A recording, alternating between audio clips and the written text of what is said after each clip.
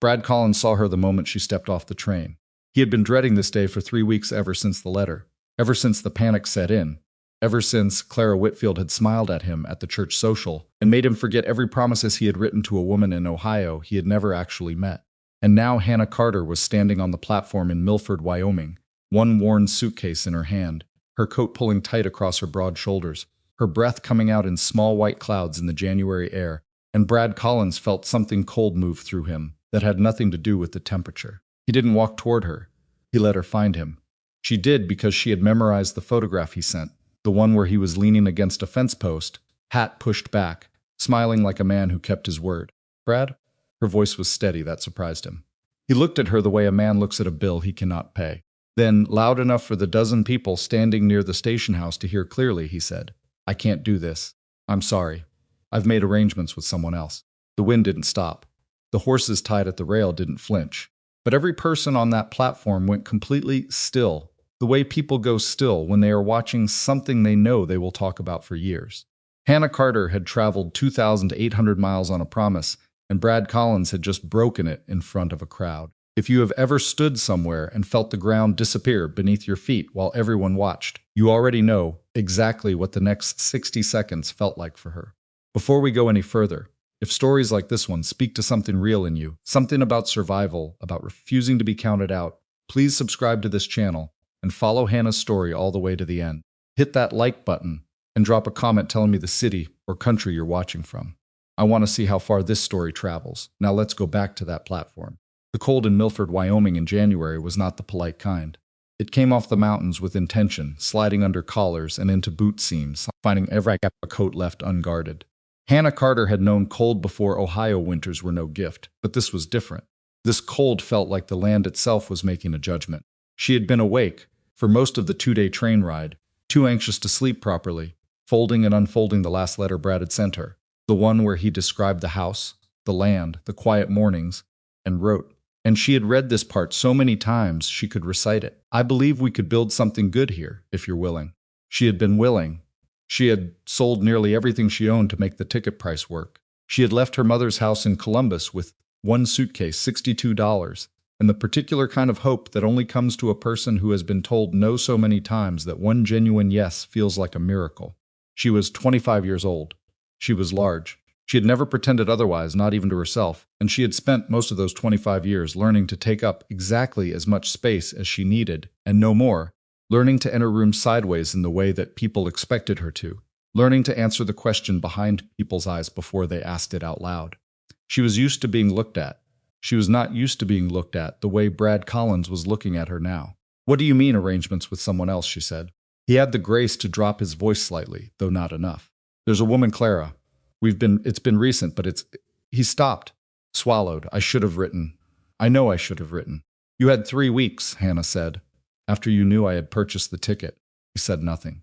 The station master had found something important to study on his clipboard. 2 women near the far bench had turned away, but not entirely. Their ears were still angled toward the conversation like weather vanes finding the wind. A rangy man in a sheepskin coat had stopped pretending to check his horse's bridle and was simply watching now, openly, the way people do when they've decided that pretending not to look is more dishonest than looking. Hannah felt all of it. She always felt all of it. That was one of the things nobody understood about her. They looked at her size and assumed a kind of thickness, a padding that extended inward, something that softened impacts. But she had always been acutely, almost painfully aware of what was happening in a room. She felt Brad's embarrassment and his relief and his low-grade contempt all at once, the way she felt the temperature of the platform and the weight of her suitcase, and the exact amount of money she had left, $62, with the same simultaneous involuntary clarity. She set the suitcase down, not to rest. She wasn't tired enough to need to, but because she needed her hands free, and she needed to think, and setting it down gave her 3 seconds that were entirely her own. $62. A return ticket to Columbus would cost her $40 at minimum, and that assumed she could get a seat on today's train, which she could not, because today's westbound had just unloaded, and the eastbound didn't come through until Thursday. She had 2 days in a town where she knew no one, in weather that was trying to kill her, with $62 in a suitcase. She picked up the suitcase. "Is there a boarding house in town?" she asked the station master. Not Brad, the station master. The man blinked, recalibrated, and said, "Mrs. Dunbar's up on Croft Street, $2 a night." Thank you, Hannah said, and she started walking. She heard Brad say something behind her. She thought it was her name, but she didn't turn around. Whatever he had to say had already been said. It had been said in the letter he didn't write, and in the 3 weeks he spent not writing it, and in the way he'd stood on the platform and looked at her like a ledger entry that didn't balance. She was done reading that particular document. She had made it perhaps 30 feet when the voice reached her. It was low, and it came from somewhere above the general level of human voices. Not because the man was shouting, but because he was simply that tall. You looking for work? She stopped, turned. He was the largest man she had ever seen standing upright without the aid of a circus poster. 6 feet and 4 inches, possibly more. His shoulders wide enough that people probably stepped aside when they saw him coming down a boardwalk, not out of politeness, but out of pure spatial necessity. He had a dark beard that was trimmed but not fussed over, and eyes that were a particular shade of gray-green that Hannah would have struggled to name if anyone had asked her later. His coat was good leather, well worn, and he was holding his hat in one hand rather than wearing it, which struck her as an oddly formal gesture for a man standing in a train station in the wind. He was watching her with an expression that was difficult to read. Not pity, she was almost certain of that, and not the prurient curiosity of someone who had witnessed the scene on the platform and wanted a closer look. It was more like the expression of a man doing arithmetic. Doing what kind of work? Hannah said. Cooking, he said, for a ranch. I've got 160 hands and a kitchen situation that's become a problem. He paused. The man who had the job before broke his wrist and his spirit more or less simultaneously, and he's been gone 3 weeks. The men are eating poorly and they know it, and unhappy men work poorly, and that's a problem I can't keep carrying into spring. Hannah studied him. You were on the platform, she said. I was. You heard everything I did. And you're offering me a job. I'm asking if you want one, he said. Those are different things. She had been offered things out of pity before. She knew what that looked like, the slight lean forward, the soft voice, the eyes that couldn't quite hold steady. This man's eyes were holding very steady. He looked like someone who had identified a practical problem and was attempting to solve it. What does it pay, she asked. $35 a month, room and board included. The room's small, but it's warm. The kitchen's larger than it looks from the outside. He put his hat back on. I'm Caleb Mercer. The ranch is 4 miles out, Hannah Carter, she said. She did not offer her hand, and neither did he. What happened to the cook before the one who broke his wrist? Something shifted in his face. Not quite a smile, but adjacent to one. He couldn't handle the scale of it. Kept making enough food for 40 people, and then being surprised when there were 160. How many meals a day? 3, plus a late supper during branding and harvest season. She did the arithmetic in her head. 4 miles in this cold. A room she hadn't seen, a kitchen she hadn't assessed. 160 men whose taste in food she didn't know. An employer she had met approximately 90 seconds ago. I'll need to see the kitchen first, she said. He nodded once, like this was a reasonable condition. Wagons out front. Hannah picked up her suitcase and followed the giant across the frozen platform. While behind her, she could feel the entire watching population of Milford recalibrating everything they thought they knew about what was going to happen next. Brad Collins was still standing where she had left him. She didn't look back to confirm this. She simply knew it the way she knew everything in a room, the way she could feel the temperature of a space and the position of every person in it without trying. He was standing there, and he was watching her walk away, and she was walking away, and that was the end of that chapter. She had not cried. She had not collapsed. She had not given the watching town the theater it had assembled itself to witness. She was going to think about all of it later in the wagon, probably with the cold pressing against the canvas and a stranger's horses, making their steady way through 4 miles of frozen road. She was going to let herself feel the full weight of it then. But right now she had a kitchen to evaluate and a practical decision to make, and Hannah Carter had always been better at practical decisions than at falling apart in public. The wagon was a working ranch wagon, heavy and well-maintained, with 2-quarter horses that looked like they had been chosen for endurance rather than beauty. Caleb Mercer loaded her suitcase into the back without being asked and with a matter-of-factness that she appreciated, not making a production of the weight of it or the awkwardness of the angle. He simply picked it up and put it where it needed to go. She climbed up to the bench seat without assistance and without incident. She had been navigating getting in and out of things for her entire adult life, and she did not require supervision. Caleb climbed up beside her. The wagon shifted noticeably under his weight. He gathered the reins and clicked the horses forward, and they moved out of Milford in silence, which suited Hannah entirely. For about half a mile. You don't have to explain anything, he said, not looking at her, eyes on the road. I know I don't, she said. I'm saying it in case you thought there was an expectation. There isn't, she said, and I wasn't going to. Another quarter mile of silence. The children eat with the hands or separately? She asked. He glanced at her sideways. You're already thinking about the menu. I'm thinking about the schedule, she said. It's different. How many children? 2, Nora's 9, Eli's 13, a pause. Their mother died 14 months ago. She didn't say she was sorry. She had noticed that people always said they were sorry, and that the person being told almost never knew what to do with it. Instead, she said, do they eat well? Nora does. Eli's been difficult about it. Difficult how? Refuses to come to the table some nights. Takes food to his room. Sometimes doesn't eat at all. Another pause, longer this time. The previous cook took it personally, started leaving plates outside his door, and then complaining to me about it in front of the other hands, which made things considerably worse. Hannah filed this away. 13 years old, dead mother, 14 months, difficult about food. This was not a mystery. This was a 13-year-old boy whose grief had attached itself to the one thing that happened 3 times a day without fail, and that his mother had presumably once had a hand in. Food was not the problem. Food was just where the problem was living right now. I won't make it a confrontation, she said. Caleb looked at her again, longer this time. Then he looked back at the road. The ranch appeared as they crested a low ridge, and Hannah, who had been keeping her expectations modest, revised them upward sharply. It was large. Not merely prosperous large, but genuinely vast. Main, bunk, 2 bar, a smokehouse, a root cellar, outbuildings she couldn't yet identify.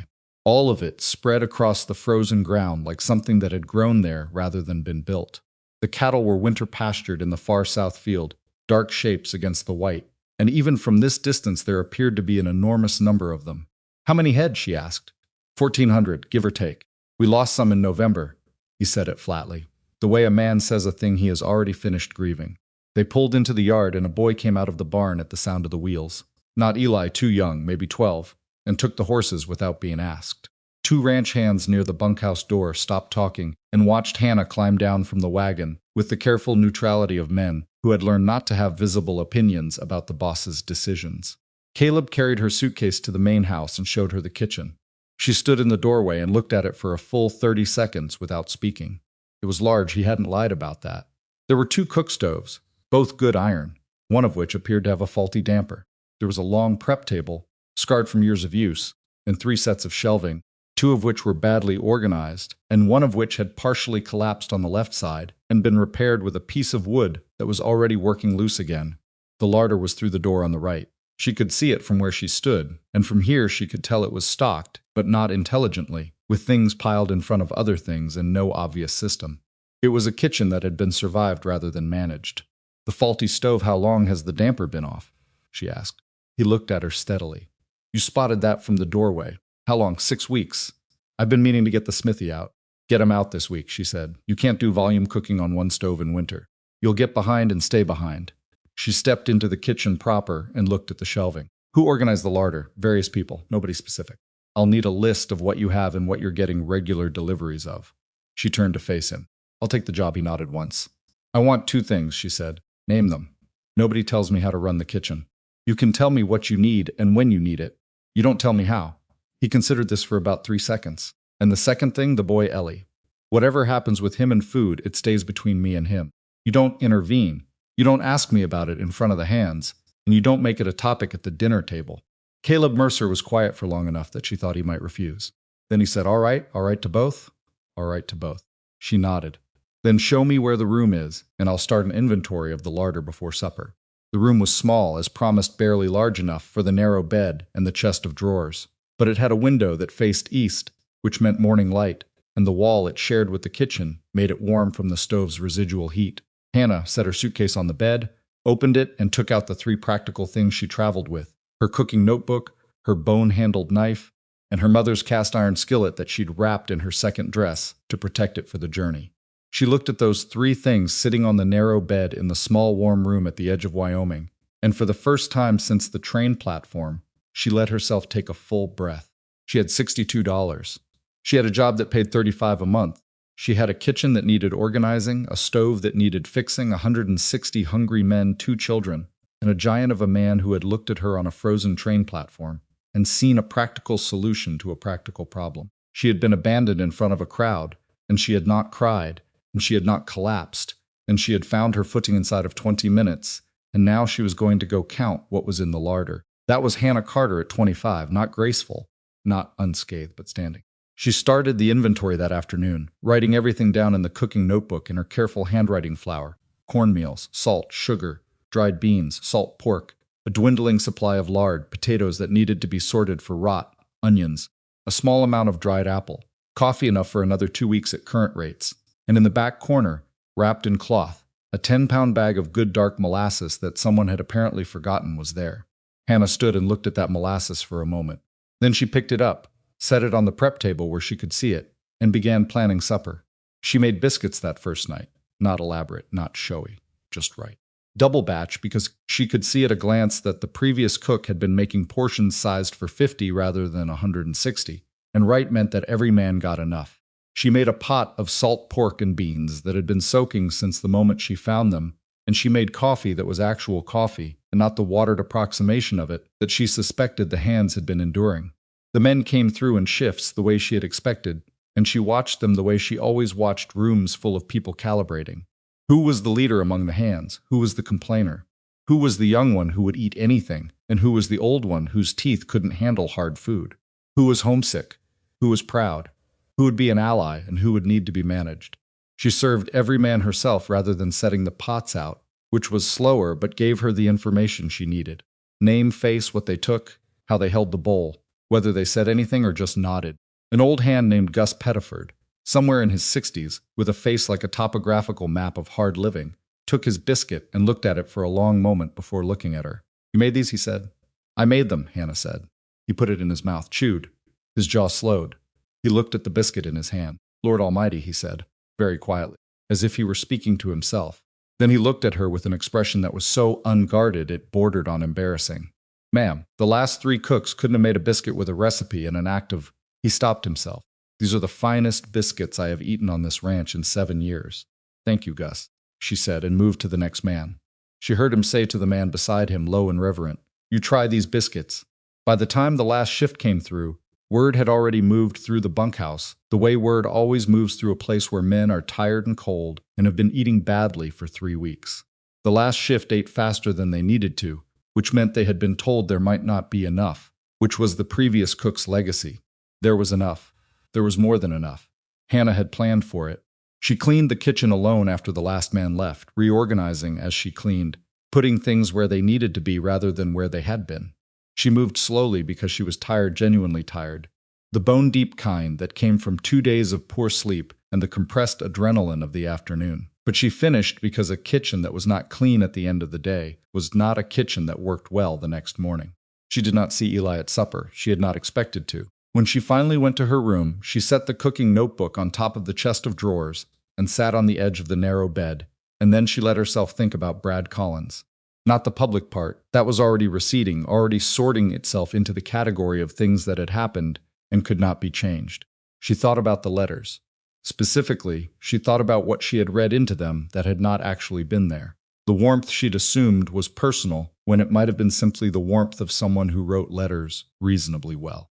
The way she had folded hope into the spaces between his sentences, like pressing flowers into pages taking dead things and pretending they kept their color. She was not stupid. She had never been stupid.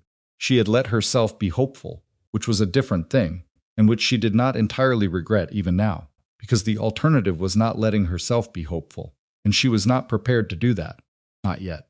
Not at 25. She thought about her mother's face when she'd told her she was going. Her mother had been quiet in the way she was always quiet before she said something careful, and then she had said, "Hannah, I just want you to know what you're doing." "I know what I'm doing," Hannah had said. She had known what she was doing. She had simply not known what she was getting. That distinction felt important to her, sitting on the edge of the bed in Wyoming, with the stove heat coming through the wall and the wind trying the window frame. She had not been naive. She had taken a risk, and risks sometimes came back wrong. That was the nature of risks. She had $62.35 a month, and a kitchen that needed her, and a job she could do better than anyone who had held it before her. She lay down without undressing, fully too tired, and was asleep in minutes. She woke at 4:30 in the morning because that was when the kitchen needed to start. She made coffee first, because the hands started moving at 5, and a ranch that woke without coffee was a ranch that started the day already behind. Then she started the biscuit dough larger batch this time, because she had a better sense of the numbers, and got the second pot of beans going with salt, pork, and onion, and began cutting potatoes for the skillets. The faulty stove was still faulty, and it was managing at about 60% capacity, which meant she had to sequence everything carefully to account for the reduced heat on that side. She was 40 minutes into the morning when she heard a sound from the doorway. She didn't turn around immediately.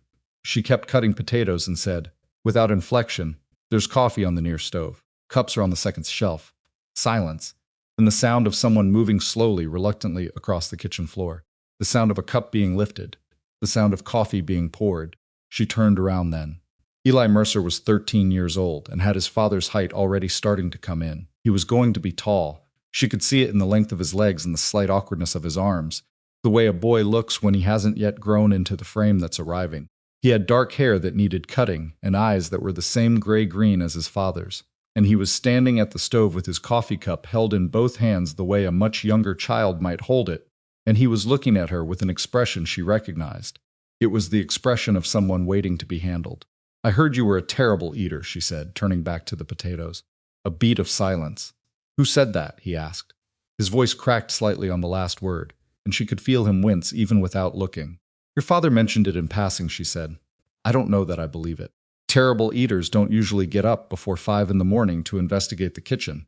Another silence. She kept cutting. "What are you making?" he asked finally. "Biscuits, fried potatoes, beans from last night with the liquid reduced down." She paused. "Also, I found a 10-pound bag of molasses in the back corner of the larder. I'm going to make molasses bread this afternoon if the damper on the second stove gets fixed. Do you know if your father has contacted the smithy?" "He was going to send word this morning," Eli said. "Good." She scraped the potatoes into the skillet. "Go back to bed if you want. I don't need the company." She heard him not move. Then she heard him sit down on the stool at the end of the prep table. The one she had decided that afternoon was where a person would sit if they wanted to be in the kitchen without being in the way, and she heard him wrap both hands around his coffee cup again and say nothing. She let him sit there. She did not ask him questions. She did not tell him she was sorry about his mother. She did not make the kitchen into a therapeutic space, or a confessional, or a place where he was going to be guided toward anything. She just cooked, and he just sat, and the stove worked at 60%, and the biscuits rose anyway, and outside the Wyoming dark began its slow withdrawal toward a gray and reluctant dawn. At 5:45, when the first hands started drifting toward the kitchen door, Eli took his cup to the wash bucket, set it carefully upside down to drain, and left without speaking. Hannah watched him go. She didn't smile, not where anyone could see it, but something in her chest settled very slightly, the way a thing settles when it has found the place it belongs. She turned back to the skillets and began the morning in earnest. The first week was about establishing what was possible. Hannah worked from before dawn until after dark, and she did not complain about this because complaining about it would have been as useful as complaining about the cold. She reorganized the larder completely on the second day, enlisting a young hand named Dwight, who appeared to have less to do than the others, and who turned out to be surprisingly capable at following precise instructions. She got the smithy out for the damper on the third day, and once the second stove was working at full capacity, her production doubled and her timing smoothed. She learned names. All of them within 4 days, 160 names connected to 160 faces, with notes in the cooking notebook that she updated each evening. Gus Pettiford, 60-something, hard on his teeth, likes his beans soft. Tommy Rao, 22, homesick, eats fast and alone, always takes seconds if there are seconds. Frank Delacroix, 40, loud and harmless, will complain about any food but only to his friends and only in French. She learned what the ranch needed that it wasn't getting. By the end of the first week, morale in the bunkhouse had shifted in a way that Caleb could feel without being able to precisely identify the source. The way you feel a change in the weather before you can see the clouds. The men were eating well, sleeping better, working with less of the dragging reluctance that comes from cold and poor food, and 3 weeks of accumulating grievance. 2 separate hands told Caleb, separately, and without apparent coordination, that the new cook was the best thing that had happened to the ranch since the summer. Caleb said nothing to Hannah about this. She probably already knew. On the 5th evening, she made the molasses bread. She made 6 loaves, 2 for the main house, 4 for the bunkhouse, and she did it right with the molasses properly incorporated, and the crust properly managed, and the timing on the second stove now running correctly, properly threaded. The kitchen filled with a smell that was so specific and so particular, dark and sweet and warm and yeasty, that it seemed to reach through walls. Gus Pettiford came to the kitchen door when he smelled it. He didn't knock. He just stood in the doorway with his hat in his hand, and when Hannah turned from the oven, his face was doing something complicated that she didn't comment on. "That's molasses bread," he said. "It is. My mother made molasses bread," he said. "In Tennessee. I haven't." He stopped. His jaw worked once. I haven't smelled that since I was a boy. Hannah cut him a slice without asking whether he wanted one, and she buttered it, and she handed it to him on a cloth because she hadn't time to get a plate. He ate it standing in the doorway, and she went back to the stove, and neither of them said another word about it. Later that evening, she left half a loaf of molasses bread on the prep table with a cloth over it and a small knife beside it. She went to bed. In the morning, the cloth was still there. The bread was gone. The knife had been washed and placed back exactly where she kept it. She made a note in the cooking notebook, molasses bread. Keep it available. She did not mention this to Caleb. She did not need to. The molasses bread was gone every morning for the next 6 days. Hannah never commented on this. She just kept making it, kept leaving it, kept washing up in the mornings to find the cloth folded neatly, and the knife clean, and the bread reduced to crumbs. She added it to the rotation, without ceremony, Monday and Thursday molasses bread, and she filed the information about Eli Mercer away in the same part of her mind where she kept everything important, not at the front, where it might be startled into action at the wrong moment, but available. The second week at the ranch was harder than the first, in the specific way that second weeks are always harder than first weeks, which is that the novelty of competence wears off and what remains is simply the work. The work was relentless. 3 meals a day for 160 men, plus the household, plus the preparation that fed into each meal, plus the sourcing and inventory management that fed into the preparation. It was the kind of labor that didn't announce itself dramatically but accumulated silently, the way snow accumulates, until one morning you woke up and realized you were carrying considerably more weight than you had been aware of. Hannah's feet hurt. Her lower back, which had been a reliable source of complaint since she was 19, registered its objections each morning when she climbed off the narrow bed and began the walk to the kitchen. The cold seeped under the door no matter what she stuffed along the bottom of it, and the east-facing window, which gave her good morning light, also gave the wind a direct channel to the thin glass, and the glass let the cold through like it wasn't there. She did not complain about any of this. Partly because there was no one to complain. She had no friends in Wyoming, no intimates, no one to whom she could say, "My feet are killing me," with the easy familiarity that drains the complaint of its weight, and partly because she had long since learned that the people around her were watching for signs that she couldn't manage, and she refused, on principle and from deep personal stubbornness, to provide them. The ranch hands had sorted themselves into 3 categories in relation to Hannah Carter: those who were straightforwardly grateful, those who were neutrally indifferent, and those who were waiting. The waiting ones were not hostile, exactly more watchful, the way certain men are watchful around things they haven't yet placed in a category they trust. She had been given a job by the boss under unusual circumstances, and unusual circumstances made cautious men careful. She understood this and did not take it personally, and fed them all exactly the same. Caleb was in none of these 3 categories. Caleb was something else. A presence she was aware of in the peripheral way that she was aware of the ranch's larger rhythms, the movement of men and cattle and weather. He ate breakfast early and supper late and rarely appeared at midday. When he did appear in the kitchen, it was for coffee, which he took black and without comment, and he said little beyond the practical. Delivery coming Thursday, extra hands arriving for the week of fence repair. The south well needed attention. Business, she answered in kind. Business, she noticed that he noticed things. He noticed when the second stove began running clean after the smithy fixed the damper. He noticed when the larder reorganization cut the time it took Dwight to pull supplies from 9 minutes to 3. He noticed that the men started taking their supper 15 minutes faster than before, which added up over 160 men to considerable recovered time in the evenings. He said nothing about any of these things, but she saw the arithmetic moving behind his eyes when he thought she wasn't watching. She was always watching. It was one of the things about her that people consistently underestimated. It was on a Wednesday morning in the second week, a gray, pressing morning with the sky sitting low and heavy over the mountains, that she met Nora. She had heard Nora before she met her, footsteps in the hall that were too quick to be Caleb's and too confident to be Eli's, and a habit of singing to herself in a thin, unself-conscious soprano that stopped the moment she became aware of other people, which Hannah thought was a shame. She had glimpsed her twice at supper, a small girl with her mother's coloring, presumably, since she didn't have her father's dark hair, with brown braids, and the slightly imperious expression of a child who has been told she is smart often enough to have internalized it without fully understanding what it costs. Nora appeared in the kitchen doorway at 7:30 on that Wednesday morning, when the breakfast shift was finished and Hannah was cleaning. "You're the new cook," Nora said. "I am," Hannah said without turning from the wash bucket. "You were the woman from the train station," Nora said. "Daddy told us about you." "What did he tell you?"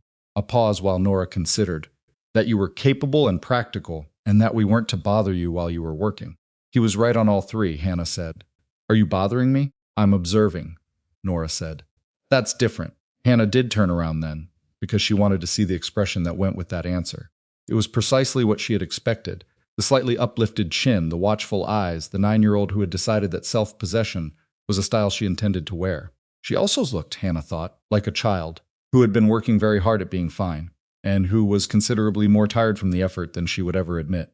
Observing is fine, Hannah said. You can observe from the stool at the end of the prep table if you want to be out of the way. Nora came in and sat on the stool with the careful deliberateness of a person accepting an invitation they had already decided to accept before it was offered. What are you making today? Nora asked. Honey cornbread for lunch. Salt beef pie for supper. I'm thinking about a soup, probably potato and onion. If the delivery Thursday brings what I asked for. She paused.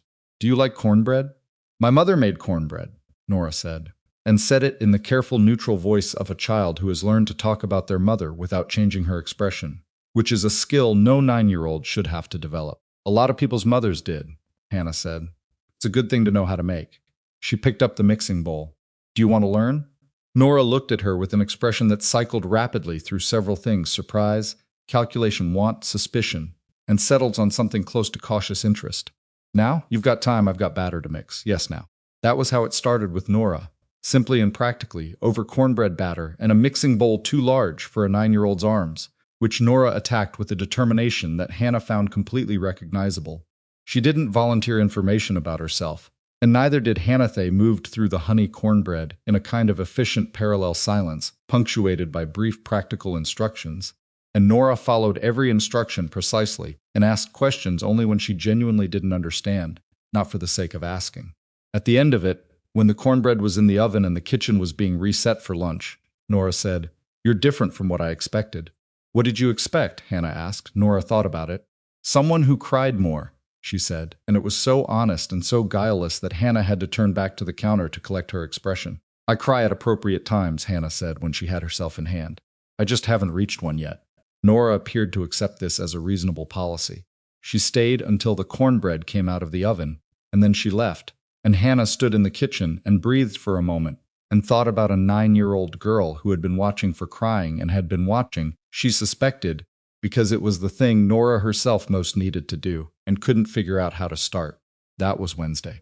By Thursday afternoon, when the delivery wagon came in from Milford, Hannah had a list ready that was organized by category: dry goods, fresh goods, livestock provisions, incidentals, and she had annotated it with the quantities calculated to the next 3 weeks' menu planning.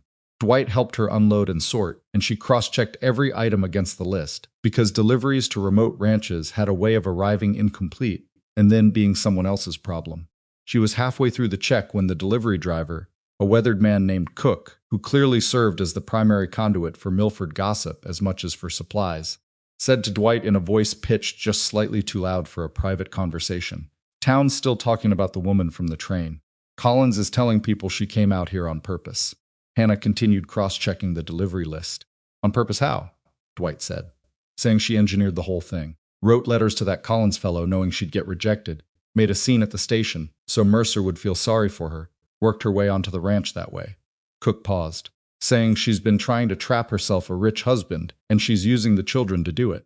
The pencil in Hannah's hand moved steadily down the list. Dwight said very carefully, That seems like a lot of planning for someone who just got off a train. Well, Cook said, and shrugged in the way of a man who is conveying other people's words and retains plausible distance from them. That's what's being said.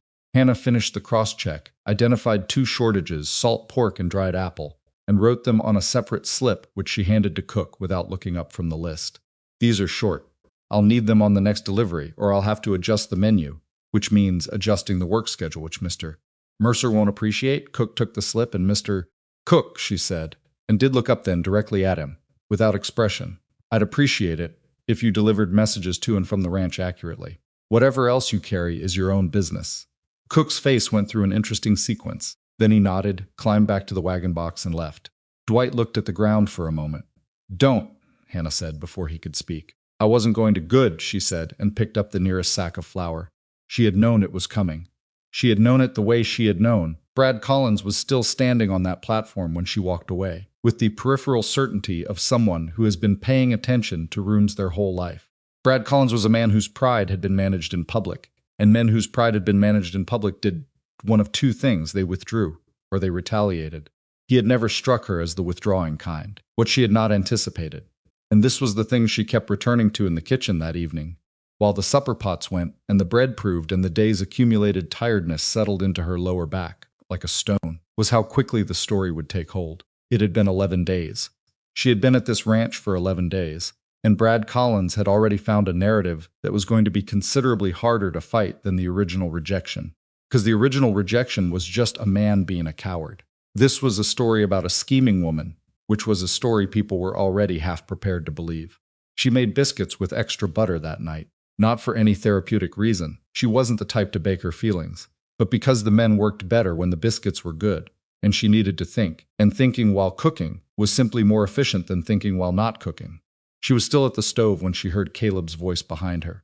"Cook told me what he said," Caleb said. She turned. He was standing in the kitchen doorway with his hat in his hand again, the same gesture he'd made on the train platform, and he was watching her with that same expression of arithmetic being done carefully. "I figured he would," she said. "Collins has been at the church social and the general store and apparently the post office, telling that version to anyone who'll listen." "That's his right," Hannah said. "It's a free country for stories. It's not a story that does you any good." "No," she agreed. "It isn't." She turned back to the stove. "Is it a story you believe?" Silence for a long moment. "No," Caleb said. "Then it's his problem, not ours," she said. "The biscuits are done. Take some back to your study, or wherever you go at this hour. You're too tall to be standing in doorways." She heard what might have been a very quiet exhale that might have been the beginning of a laugh, and then she heard him move, and then she heard the sound of a plate being taken from the shelf, and then she heard him serve himself without being told where the biscuits were, which meant he knew where she kept things in this kitchen, which meant he had been paying attention to more than the delivery schedule.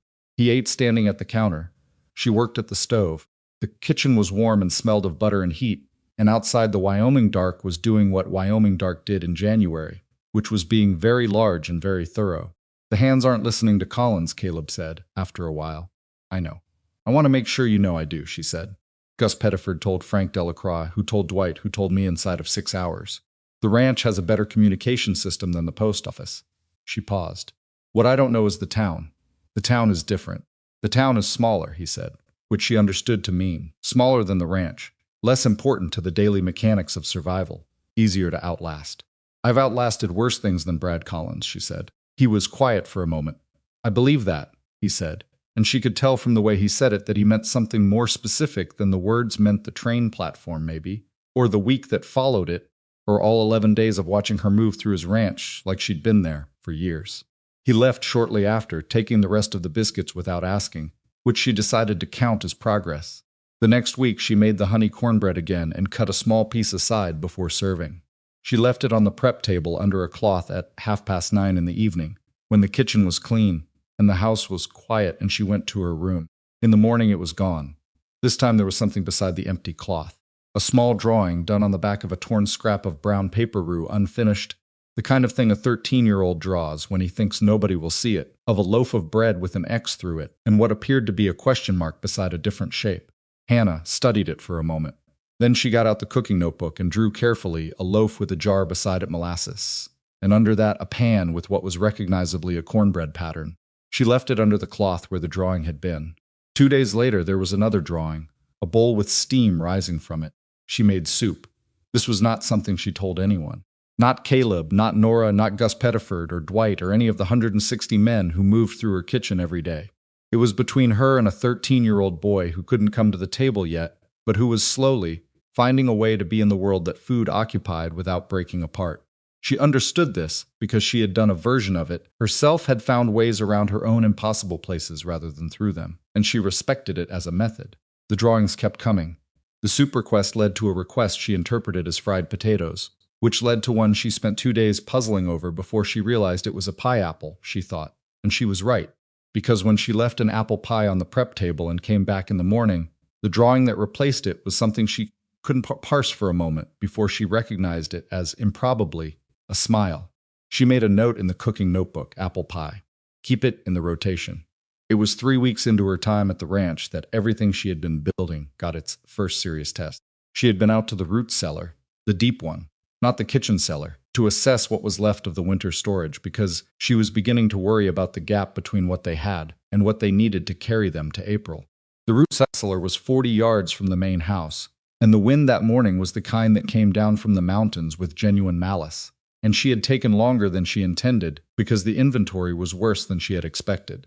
She was coming back across the yard when she heard raised voices from the direction of the bunkhouse. She stopped.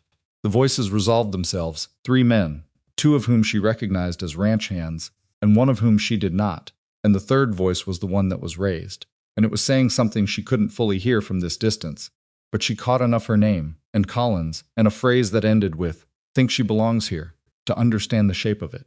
She kept walking. One of the ranch hands she recognized Tommy Rao. The young homesick one spotted her crossing the yard and visibly stiffened, and she watched him do the calculation of whether to signal the third man or not, and she watched him decide not to, which she counted in his favor. She went inside, she made coffee, she got the midday soup started. She did not go back out to address what she had heard, because addressing it directly in the yard in front of an audience would have been exactly what it invited, and she was too experienced with being the subject of public conversations to walk into that arrangement voluntarily. An hour later, Caleb came into the kitchen. She poured him coffee before he could ask for it. "The man with Tommy and Renfrew this morning," she said. "Who is he?" Caleb took the coffee. "Name's Delhagen. He's been wintering here the last 2 seasons. Contract hand. He's a friend of Collins," she said. It wasn't a question. Caleb's jaw tightened in a way she had learned to read. "Collins and Hagen grew up in the same town, I see." She went back to the soup pot. "Is he a good worker?" Caleb looked at her. "Hannah. Is he a good worker?" she repeated. "He's adequate." "Does adequate cover what you're paying him?" A pause. "Not quite." "Then you have a practical problem that has nothing to do with me," she said. "Handle it the way you'd handle any worker who isn't covering his wage. And the rest of it? The rest of it is noise," she said. "Noise doesn't get quieter when you argue with it. It gets quieter when people have better things to listen to." She looked at him. "Give them better things to listen to." Caleb stood with his coffee and looked at her for a long moment in the way he occasionally looked at her. The arithmetic look, the one she couldn't entirely read, and then he said, "You're the most unsurprisable person I have ever met." "No," she said, "I'm just slower to show it." She turned back to the stove. "Delhagen isn't the problem. Brad Collins isn't the problem. The problem is that this ranch needed a cook, and I needed a job. And some people would rather have a story about that than the truth of it, because stories are more interesting than the truth of it." "What's the truth of it?" Caleb asked. She didn't answer immediately. She tasted the soup, adjusted the salt, and put the lid back on the pot. "The truth of it," she said, "is that I'm good at this. I know I'm good at it. I knew it before I came here and I know it now. And no amount of Brad Collins talking at the post office changes that." She set the spoon down. "The biscuits are what they are. The bread is what it is. The men are fed and they know they're fed. That's the truth of it." Caleb was quiet. Then, "I never told you. The men haven't complained about their food since your first night. Not once. In 3 years of rotating cooks, there was not a week without complaints. Since you arrived, nothing." "I know," she said. "You knew?" "I keep track," she said simply, "of what works and what doesn't, of what makes people feel taken care of and what makes them feel like they're just being managed." She paused. "It's not different from what you do with cattle. You learn what they need. You provide it consistently. They settle." "You're comparing my men to cattle," he said. "I'm comparing the principle," she said. "The principle is universal." She heard the beginning of that exhale again, the one that was possibly a laugh, and then he set his coffee cup down and left, and she went back to the soup. Delhagen was gone from the ranch by the following Monday. She didn't ask how it had been handled. She had learned enough about Caleb Mercer in 3 weeks to trust that he had handled it the way he handled most things, directly, without theater, and without leaving anything unresolved. What she had not anticipated was what happened on the Saturday before Hagen left. She had been in the kitchen since 4 in the morning as usual, and by midday she had been on her feet for 8 hours, and her back was doing its thing, and she was moving through the afternoon prep at a pace that was slower than she preferred, but was the pace available to her. She had sat down briefly at the prep table with the cooking notebook and a cup of coffee that had gone cold, and she had been reviewing the week's inventory and planning the next delivery order, and she had not heard footsteps, because she had simply stopped hearing ambient sounds, the way you stop hearing the wind after it's been blowing long enough. Eli Mercer sat down across from her, not on the stool at the end. Across at the prep table where she was sitting, she looked up. He was wearing his coat still, like he'd come in from outside and hadn't decided yet whether he was staying. His hands were flat on the table. His face had the particular set of a teenager, who is prepared to say something and is committed to it, even though it's going to be difficult. "I know you're the one leaving the bread," he said. "I know you know," she said. He stared at her. "I've been leaving drawings. I've been answering them." He was quiet for a moment. "The soup was right," he said. "The kind my mother made was potato and onion. Without cream, I guessed," she said. "I could have been wrong." "You weren't," she nodded and looked back at the cooking notebook. "Why didn't you tell my father?" he asked. "Because it wasn't his business," she said. "It was yours." Another silence. The stove worked quietly behind her and the wind pushed at the window, and Eli Mercer sat across from her at the prep table with his coat on, and his hands flat and his face carrying the accumulated weight of 14 months of grief that no 13-year-old should have to carry. And Hannah let the silence do what silence sometimes could that words couldn't. "She used to get up early," he said finally. "My mother. She'd be in the kitchen before any of us.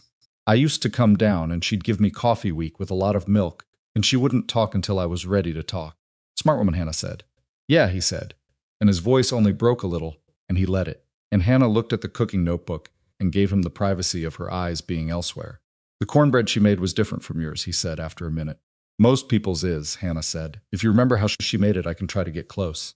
"I can't get it exact. I didn't watch her, but I can get close if you tell me what you remember." He was quiet again, thinking. "She put cinnamon in it," he said. "Just a little. And more honey than the recipe said." Hannah made a note in the cooking notebook, Eli's mother's cornbread. Cinnamon, heavy on the honey. She closed the notebook. "Come to supper tonight," she said. "Not the bunkhouse table, the kitchen table. Just the family." She paused. "I'm making the apple pie again." He stood up, and he didn't say yes, and he didn't say no, but she could see him weighing it, and she could see the weight shifting, and she let it shift without putting her thumb on the scale. He came to supper that night. He sat at the kitchen table beside Nora, across from Caleb, and he ate everything on his plate without comment and accepted seconds of the pie without being asked. And nobody at that table said a single word about the fact that he was there, because Hannah had made absolutely certain before they sat down that nobody would. Caleb caught her eye once across the table over the pie. She looked back down at her own plate before anything in either of their expressions could be read as something it shouldn't be yet. But she noted the moment. She noted it and she filed it carefully, and she went back to the kitchen after supper and cleaned until the kitchen was exactly the way she needed it to be, and she let herself feel, just briefly, that something larger than a job was settling into place around her. Not easily, not neatly, not without the weight and the cold and the bad back, and the $62 that had long since been absorbed into the $35 per month, but settling. She had been at the Mercer Ranch for 3 weeks and 4 days. She had not cried yet. She was beginning to think she might not need to. Outside, the Wyoming sky was doing what it did in January, putting everything under its heavy gray hand, pressing down without apology. And Hannah Carter stood in her warm kitchen and let the stoves do their work, and thought about the week ahead. The menu she was building, the delivery on Thursday, the molasses bread on Monday, the cinnamon and extra honey she was going to put in the cornbread next time, and the boy who had sat across from her at the prep table with his coat still on, and told her in the most indirect way possible that he was beginning, just barely, to find his way back. She wrote one more thing in the cooking notebook before she went to bed. Week 4, starting to understand what this place needs. Then she closed it, set it on top of the chest of drawers beside her mother's cast-iron skillet and her bone-handled knife, and she turned off the lamp. Week 4 became week 5, and week 5 became 6, and somewhere in the turning of those weeks, the Mercer Ranch stopped feeling like a place Hannah was surviving and started feeling like a place she was running. There was a difference.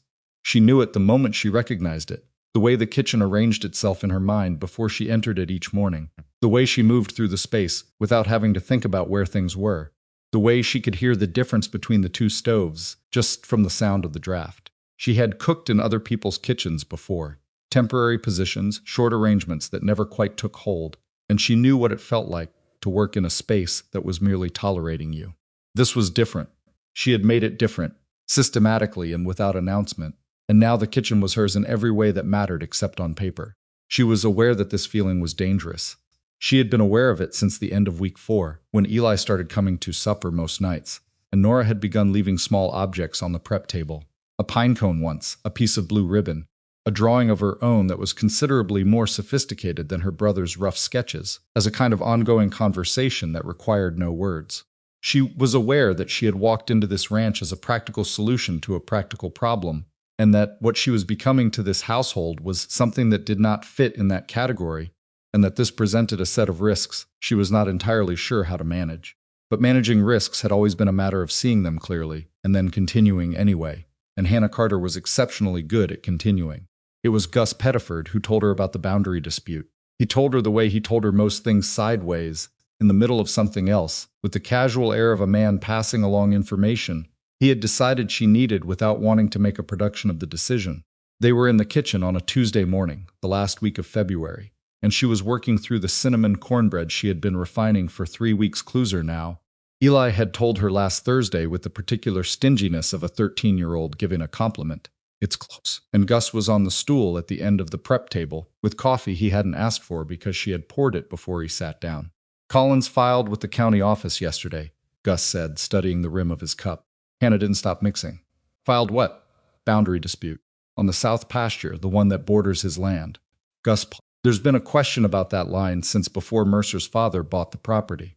Never been formally contested, but Collins has apparently found someone willing to argue it. A lawyer? A surveyor first. Lawyer to follow, I'd imagine." He drank his coffee. "The south pasture is where we winter 1,400 head, give or take. If Collins gets the boundary redrawn, the cattle have nowhere to go," Hannah said. "Not nowhere. But somewhere considerably less good and considerably less of it." He put the cup down. "And Collins knows that. He grew up in Milford. He knows this land the way he knows his own boots." Hannah tasted the batter. "Still not quite right on the honey." She added another half measure. "Why is he doing this now?" she said. "The ranch has been here for 20 years. Gus looked at her with the expression he occasionally wore, the one that said he was deciding how much credit to give her for already knowing the answer. "You've been here for 6 weeks, he said. She kept mixing. "He's embarrassed," she said. "He's embarrassed and he's angry and he's got Clara Whitfield telling him he ought to do something about it, from what I hear," Gus said. "And doing something about it means making Mercer's life difficult, because Mercer's the one who—" He stopped. "Who gave me a job," Hannah finished. "Who didn't let Collins's actions go unobserved," Gus said, which was a more diplomatic version of the same thing. She put the batter in the pan and moved to the second stove, which ran hotter on the left side. She had learned to compensate for this, and she thought about the south pasture and 1,400 head of cattle, and a man who had stood on a train platform and broken a promise to her, and who was now, apparently, extending that act of destruction outward to cover the largest working ranch in the county. "Does Mr. Mercer know?" she asked. "He got the notice this morning," Gus said. He was not pleased, she could imagine. She had seen Caleb Mercer not pleased on 2 previous occasions, and it was a particular kind of not pleased, very still, very controlled, all the energy turning inward instead of out, which was somehow more alarming than shouting would have been. "Is there anything to be done about it?" she asked. Gus was quiet for a moment. "That's the thing," he said. "There might be. Mercer's father was a thorough man. Kept records of everything, boundary agreements, water rights, grazing arrangements. The older hands remember him saying he had paperwork going back to the original purchase. But when the old man died, his records got boxed up and put in the storage barn, and nobody's gone through them." Hannah looked at him. "The storage barn, the big one, east side. The one that's got 20 years of accumulated." He made a gesture that meant everything that nobody knows what to do with.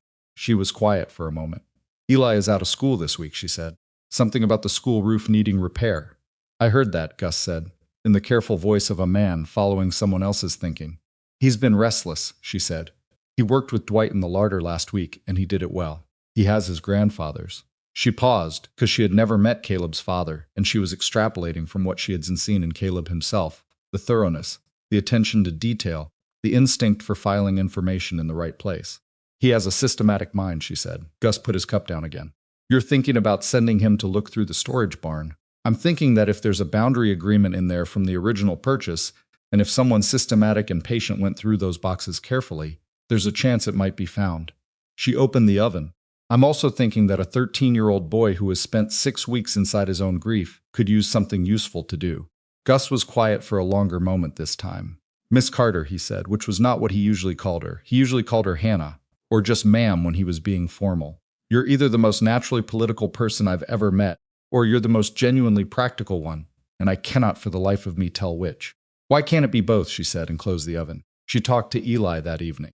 Not at the prep table outside, which was unusual because she rarely had reason to be outside, and Eli was usually moving between the barn and the house at that hour, still uncertain about where he belonged in the space of the yard. She caught him at the barn door, and she told him plainly, the storage barn, his grandfather's boxes, a boundary agreement that might or might not be there, and a filing dispute that was threatening the south pasture. He listened without interrupting, which she had come to recognize as his best quality. "You think I could find it?" he said. "I think you're organized enough and patient enough," she said. "And I think you knew your grandfather better than anyone else on this ranch, which means you might have a sense of how he filed things even without knowing the specific system." Eli looked at the barn door for a moment. "He kept everything in chronological order," he said. "He told me once I was maybe 8, he said the only logical system was time, because everything else was just categories that argued with each other." Hannah said nothing, because there was nothing better to add. "I'll look," Eli said. He started the next morning, which was Wednesday. Hannah made him a thermos of coffee weak, with condensed milk, which was as close as she could get to the way his mother had made it from what he had told her, and a tin of biscuits, and she sent him to the storage barn with a lantern and instructions to come back if the cold got serious. He came back for lunch and supper, but went back in between, and on Thursday morning he arrived in the kitchen before 5 and sat on his stool and said, without preamble, "I found something." Hannah looked up from the biscuit dough.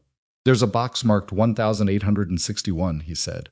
"That's the year grandfather bought the property. Inside there's a purchase agreement and a water rights document," and he paused, and she could see him working to keep the excitement calibrated, to present the information correctly. He was very like his father. "There's a document called an adjacent land agreement between Samuel Mercer and a man named Horace Dunfree. It describes the south pasture boundary in detail. Survey markers, distances, everything." The bisque dough went still in Hannah's hands. "Is Collins's name on it?" she asked. "Dunfree was Collins's great-uncle," Eli said. "He owned the land before the Collins family, and the agreement has both signatures and a county seal." Hannah looked at him for a long moment.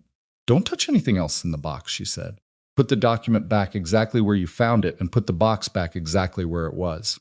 Then come and have breakfast." "Why put it back?" he asked. "Because your father needs to be the one who takes it to the county office," she said. "He needs to find it through you, not through me. It's his ranch and his father's document and his legal problem, and the solution needs to belong to him." Eli stared at her. "That's practical," she said. "Eat your breakfast." She told Caleb that morning, privately, in the kitchen, after the first breakfast shift had cleared.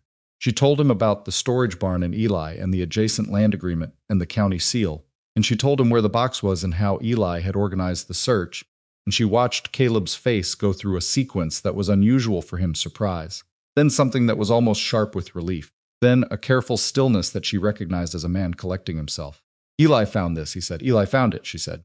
"I just suggested he look." Caleb looked at her steadily. "Why?" "Because Gus told me about the dispute and I thought about what might help," she said. "And because your son needed something real to do. Both things were true and neither one cancels the other." He was quiet for a moment. Then he said, "I'll ride to the county office today." "Take Eli with you," she said. "He found it. You should see what it does."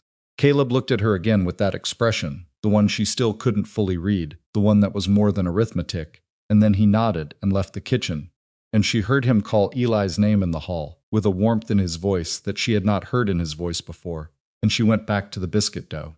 They rode out before 8 and came back in the late afternoon, and the county office had accepted the adjacent land agreement as evidence, and placed Collins's filing in suspension pending review, which was not a final victory but was, by the assessment of the county clerk, a very strong position. Eli came into the kitchen when they got back. He didn't say anything. He poured himself coffee full strength now, not weak. Though he'd made this transition, so gradually she hadn't caught the moment it happened, and he stood at the counter and drank it, and his shoulders had a different set than they'd had in the morning. Not proud exactly, settled. "It worked," he said finally. "It's working," she said. "It's not finished yet. But yes." He drank his coffee. She worked on supper. The kitchen held them both without requiring anything further from either of them, and this was, Hannah thought, what a good room did. It gave people the space to be whatever they were without making demands on the shape of it.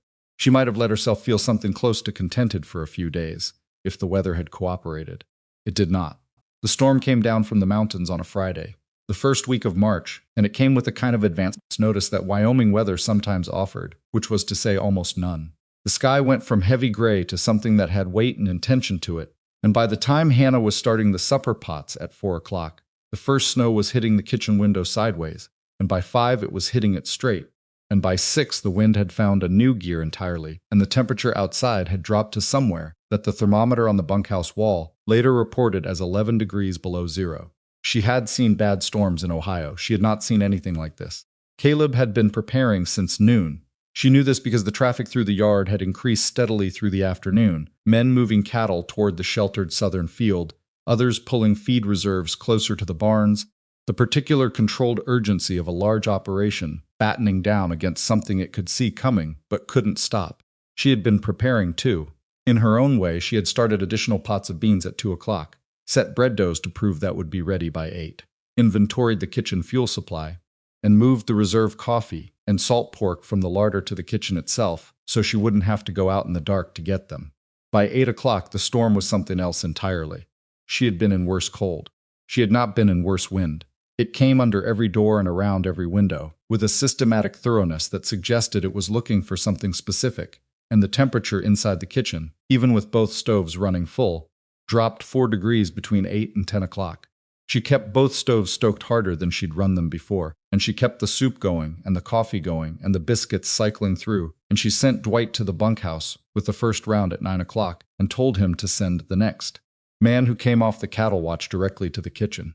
They came in shifts, frozen men, ice on their mustaches and their collar seams, hands that had been in gloves for 6 hours, and needed 10 minutes near the stove before they could hold a spoon. She fed every one of them. She learned that night the particular art of managing a kitchen for men in genuine crisis. Not just hungry men, but men who were depleted in a more fundamental way, who needed heat and salt and something that worked quickly, and she adjusted everything she was making toward that requirement. Heavier on the salt pork, more fat in the biscuits, the soup kept at the edge of too thick so it stayed in the body. She was not operating from a recipe. She was operating from instinct and from the information she had been accumulating for 6 weeks about what these specific men needed in what specific conditions. She did not sleep. At midnight, Caleb came in from the yard.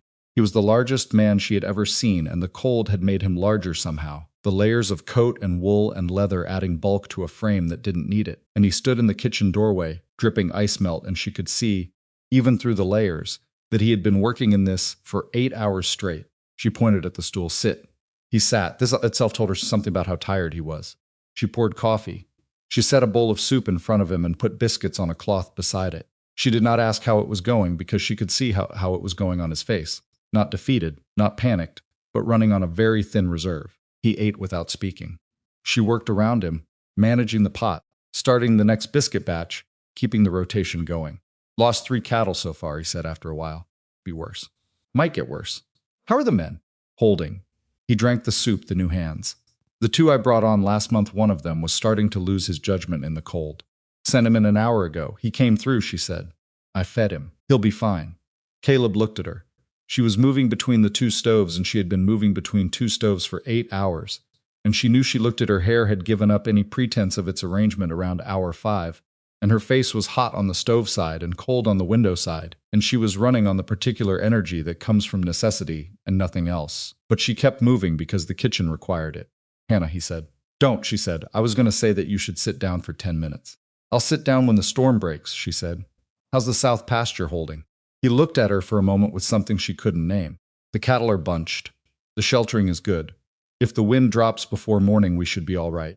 Then it'll be all right, she said. More coffee. He stayed in the kitchen for 20 minutes. She watched him pull himself back from the edge of exhaustion with the soup and the coffee and the heat. Watched the color come back to his face, and then he stood up, put his coat back on, and went back out into it. She kept going. At 2 in the morning, the wind shifted slightly. Not better exactly, but different. And she had been listening to it long enough to trust that the shift meant the worst of it was reorganizing rather than intensifying. By 3, the men coming in were reporting that the cattle were holding, that the Southfield shelter was doing its job, that the most immediate danger was moving toward manageable. At 4 o'clock, the hour she normally began the day, she sat on the stool at the end of the prep table for 12 minutes with a cup of coffee that she didn't have the attention left to taste, and she looked at the kitchen she had been running for 8 hours without stopping, the clean pots and the organized surfaces and the 2 stoves going steadily, and she thought, you did this. Not a congratulation, just a fact. She had done this. The ranch had needed this done, and she had done it, and the men who had come through her kitchen frozen and depleted had gone back out with something restored. And whatever the storm took from the ranch tonight, it had not taken that. The stool was hard, and her back was making its formal objections, and she was tired in a way that went below, tired to something more like structural, and she sat there for 12 minutes and breathed, and then she got up and started the morning coffee. The blizzard broke just before dawn. By the time the first pale light showed over the mountain edge, the wind had dropped to something merely brutal rather than catastrophic, and the snow was still falling, but without the horizontal violence of the previous 12 hours. The damage report, assembled through the morning by Caleb and Gus and the senior hands, came to 11 cattle lost, 2 sections of fencing down, 1 bunkhouse window cracked through by a piece of flying wood, and a feed store that had taken on water when its roof seam opened in the wind. Considering what it could have been, it was survivable. Hannah made extra biscuits that morning. She made the molasses bread even though Monday was the scheduled day, because the ranch needed it, and she had learned to read what the ranch needed. She made apple pie, 2 of them, and she put one on the main house table and sent one to the bunkhouse with Dwight and a cloth to cover it. Gus Pettiford came to the kitchen at 9 o'clock and stood in the doorway and looked at her, and she could tell he had not slept either, and he said, "You were in here all night." "The kitchen needed to be running," she said. 36 hours, he said. She looked at him. 36 hours? "You started the extra pots yesterday at 2 in the afternoon, he said. "It's 9 in the morning," she did the arithmetic. She was so tired the arithmetic took longer than it should have. 36 hours is approximately right, yes, she said. Gus shook his head slowly, not in disapproval, in something that was closer to wonder or maybe respect, the kind that accrues to a person not through a single action, but through the accumulated evidence of what they are willing to do. He said, "The men are talking about it." "Let 'em," she said. "It's what needed doing." "Collins is still talking too," Gus said. "I heard from Cook on the delivery yesterday before the storm that Collins is planning something at the spring gathering. A public thing. He's been building to it." Hannah poured Gus coffee and handed it to him and said, "Brad Collins's next move is Brad Collins's business. I have a roof to assess on the feed store and a fencing inventory to get to Caleb before noon." Gus took his coffee. "You're thinking about the fencing?" "I'm thinking about what it costs to repair versus what it costs to replace, and whether the south boundary repair should happen before or after the Collins filing gets resolved." She looked at him. "He's not going to win the filing. The adjacent land agreement is real, and the county seal is real, and a court will uphold it. But while it's pending, there's pressure on Caleb to resolve it quickly, which means pressure on resources, which means the fencing decision needs to be made carefully." Gus stared at her for a long moment. "Miss Carter," he said again in the same tone he had used before when he couldn't decide whether she was political or practical. "Both," she said before he could say anything else. "Always both. Now go eat something before the morning shift comes back from the south field." He went. She turned back to the pots. She was so tired her hands were slightly unsteady, which she noticed with the detached observation of someone watching themselves from a short distance. She gripped the pot handle more deliberately and kept moving, because the kitchen required it, and she had already decided she would sleep when there was nothing left that required her, and there were still pots to clean, and bread to cool, and a fencing report to think through, and Caleb would be coming in for coffee within the hour. He came in at 9:30, not for coffee but looking for her specifically, and she could tell the difference. He stood in the kitchen with his hat in his hand, and he looked at her, really looked at her, in the way he occasionally did, that she still found slightly difficult to receive. And he said, "Gus told me." "Gus talked," she said. 36 hours, he said. "The kitchen needed to be running," she said, which was what she had told Gus, because it was the true thing, and she didn't see the point of dressing it differently. Caleb was quiet for a moment. He looked like a man who had several things he wanted to say, and was sorting them by necessity. "3 of my senior hands told me this morning that what you did last night kept this ranch working." Not one of them used the same words to say it, but it was the same thing. He paused. "Renfrew has been on this ranch for 14 years. He doesn't say things like that about anyone." "Renfrew came through at midnight and 2:30, she said. "He drinks his coffee with 1 sugar. I knew that by week 2. "That's what I mean," Caleb said. She didn't know what to do with his expressions, so she went back to the pot she was cleaning. "The South pasture filing," she said. "When does the county expect to rule?" "Clerk said 6 weeks, possibly 8, he said. "The adjacent land agreement is strong evidence. It should hold. While it's pending, the repair work on the south fencing is going to create a budget question," she said. "I've been thinking about it. If you prioritize the 2 sections closest to the disputed boundary, do them first, visibly. It sends a message to the county that this ranch considers the boundary settled. It's not a legal argument. It's a practical signal." Caleb stared at her. "You've been up for 36 hours, he said. 37 now, she said. "Does the fencing logic make sense?" He was silent for a moment longer than usual.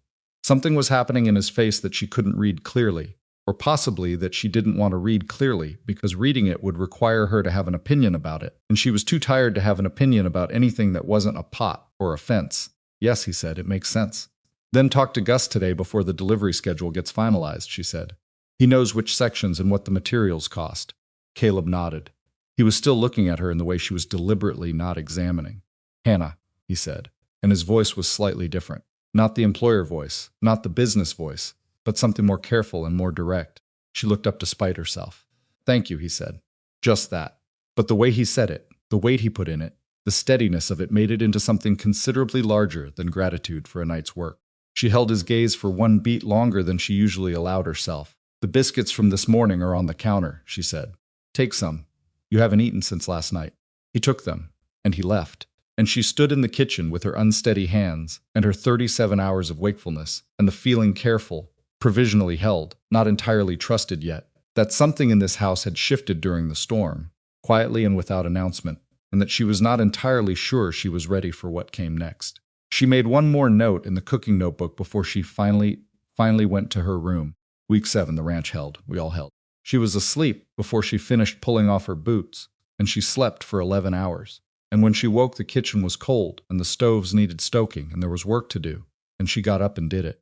The county clerk's ruling came on a Wednesday in the 3rd week of March, and it came in the form of a single letter delivered by Cook on his Thursday run, which meant Caleb read it at the kitchen table, while Hannah was starting the lunch pots, and Eli was finishing his morning coffee on his stool.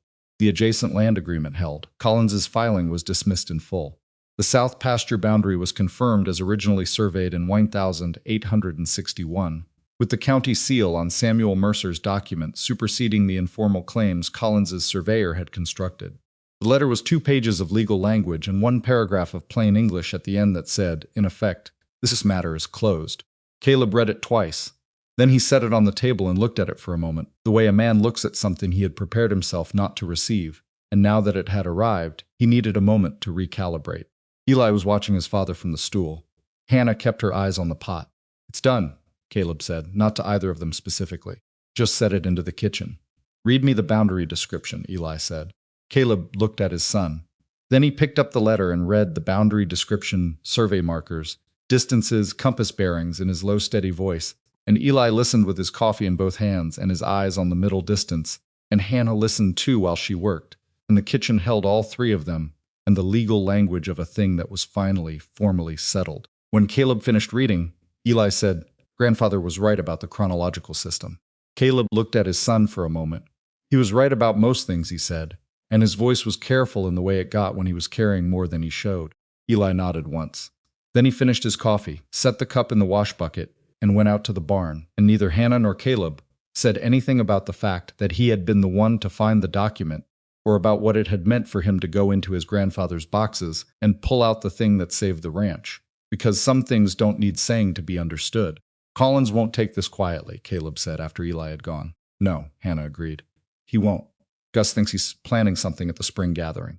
"Did he tell you?" "He mentioned it," she said. "The gathering is the first Saturday in May," Caleb said. 6 weeks, I know." He was quiet. She could feel him thinking. "Are you worried?" he asked. She considered the question honestly, the way she tried to consider most things. "I'm not worried about what Collins says at the gathering," she said. "I'm thinking about what he might do before it. A man who files a legal dispute and loses it 6 weeks before a public event has 6 weeks to find another approach." Caleb looked at her. "What kind of approach?" he said. "I don't know yet," she said, "but he's not finished. Hasn't found the thing that sticks yet, and he's the kind of man who keeps trying until something sticks." She paused. "Have there been any approaches to the hands? Anyone new offering work? Anyone making conversation around Milford about the ranch's business?" Caleb was still for a moment. Tommy Rao mentioned that someone at the saloon was asking questions about the ranch's water rights last week. Stranger passing through. Tommy didn't think anything of it. Hannah set her spoon down. "Water rights," she said. "The ranch's water rights are solid," Caleb said. But even as he said it, she could see him working it through, the same way she was working it through. If the boundary dispute was a first attempt, and if it had failed, then the next attempt would be something adjacent, something that didn't require the same kind of direct documentation to contest. "Is the water rights paperwork in the county office or on the ranch?" she asked. "Both," he said. "Filed with the county at the same time as land purchase." He paused. "Same box," Eli saw it. "Then it's the same strength of evidence," she said. "If Collins tries that next, you're in the same position you were with the South Pasture Strong documentation. County seal. Original date." She picked up the spoon. "It may not be water rights. I'm speculating." "You're not usually speculating when you sound like that," Caleb said. She glanced at him sideways. "I'm almost always speculating," she said. "I'm just comfortable with the uncertainty." That was the Wednesday the ruling came. The Thursday after it, something happened that Hannah had not speculated about and had not prepared for, which was a thing she found useful to note, not as a failure but as information about her own blind spots. It started with Nora. Nora had been coming to the kitchen most mornings for 3 weeks now, sitting on the stool, sometimes cooking and sometimes just observing, and the rhythm of it had become familiar enough that Hannah noticed immediately when Nora came in on that Thursday morning and sat down without saying anything, and stayed without saying anything for considerably longer than usual. Hannah let her sit. At the 10-minute mark, she said without turning from the stove, "Whatever it is, you can say it." A pause. "There's a woman in town," Nora said, "who told Mrs. Alderton that you're going to take my mother's place." Hannah kept stirring. "And Mrs. Alderton told her daughter, and her daughter told me at school yesterday," Nora said. She said it like it was she stopped. She said it like it was a bad thing. "Like you were doing something wrong." Hannah turned around. Nora was sitting on the stool with her hands folded in her lap and her chin up in the imperious way she used when she was trying to be fine. But her eyes were the same gray-green as her father's and Eli's, and they were working very hard right now. Hannah pulled a stool from the corner, not the prep table stool, a different one, and sat down at Nora's level. "What do you think?" Hannah said. Nora's chin came down a little. "I don't know," she said, which was the most honest thing a 9-year-old could say. "That's a fair answer," Hannah said. "Can I tell you what I think?" Nora nodded. "I'm not here to take anyone's place," Hannah said. "Your mother had a place in this house and in this family that belongs to her and that nobody is taking. Not me, not anyone," she paused. "I'm in a different place, a new place. It didn't exist before I came here. It's not your mother's place made over. It's just its own thing." Nora was quiet, processing this with the serious application she brought to most things. "But you cook," she said, "like she did. Lots of people cook," Hannah said. "Cooking isn't her. She was her. Everything she meant to you. Everything she was in this house, that's hers. It doesn't go anywhere just because I'm making biscuits." Nora looked at her for a long moment with those working eyes. "Eli thinks about her all the time," Nora said, "even when he doesn't say so." "I know," Hannah said. "Do you think about your mother?" Nora asked. "Every day," Hannah said. "She's in Columbus, Ohio, and I miss her. And I think about her when I'm cooking. Because she taught me a lot of what I know about kitchens." She paused. "Thinking about the people you love who aren't with you isn't the same as losing them. It's actually the opposite." Nora considered this. "The woman who told Mrs. Alderton," Hannah said, carefully. "Do you know who she was?" Nora's expression shifted. "I think it was Clara Whitfield," she said. "She and Mrs. Alderton have tea on Thursdays. Clara Whitfield. Brad Collins's Clara." Hannah filed this without expression. "What Mrs. Whitfield says about me is her business," Hannah said. "What you think about me is yours. They're not the same thing." Nora sat with this. Then she said, with the deliberateness that told Hannah she had been building to it, "I don't want you to go." The kitchen was warm and smelled of biscuits, and the morning light was coming through the east window the way Hannah had come to rely on, and she looked at this 9-year-old girl who had lost her mother and learned to be fine, and was sitting on a stool telling the truth, and she held it carefully. "I don't plan to," Hannah said. This was the first time she had said anything like that out loud. She noted this, filed it. Nora nodded once with the gravity of someone ratifying an agreement. Then she got off the stool and said, "Can I do the cornbread today?" "You can do the cornbread," Hannah said, and they moved to the counter together, and the morning went on. The conversation with Caleb happened on a Sunday evening, 2 weeks into April, and it happened because Hannah made it happen, which was not something she had planned but which she had understood, somewhere in the back of the part of her mind that was always processing, was becoming necessary. She had seen it building for weeks. The way he watched her in the kitchen, the arithmetic look that had acquired something additional she couldn't name, the way he found reasons to be in the kitchen that weren't strictly about coffee or deliveries, the way he had stood in the yard after the blizzard and looked at her through the window when he thought she couldn't see him, the particular quality of stillness in a large man who is trying not to want something he isn't sure he has a right to want. She had been watching all of it with the peripheral alertness she brought to everything, and she had been careful, and she had been correct to be careful. And now it was April, and the south pasture was legally theirs, and Eli came to supper every night, and Nora called her Hannah instead of Miss Carter, and she was tired of being careful about this specific thing. She waited until the children were in bed, and the kitchen was clean, and Caleb was in his study. She could see the light under the door, and she knocked. He said, "Come in," and she came in, and she said, "I need to tell you something, and I need you to hear all of it before you say anything." He closed the book he had been reading and looked at her. "All right." She stood near the doorway rather than sitting because sitting would make this a longer conversation than it needed to be. And she said, "I know what's been happening. I've known for a few weeks. And I need you to understand that I'm not going to pretend I haven't noticed, because pretending not to notice things is not something I do well or comfortably." He said nothing. He was very still. I also need you to understand something about where I stand, she said. I came here from a situation where someone made me a set of promises he didn't keep. I know the difference between a man who says things because they're expected and a man who means them, and I am not. She stopped for a moment to get the words exactly right. I am not willing to be someone's second choice again.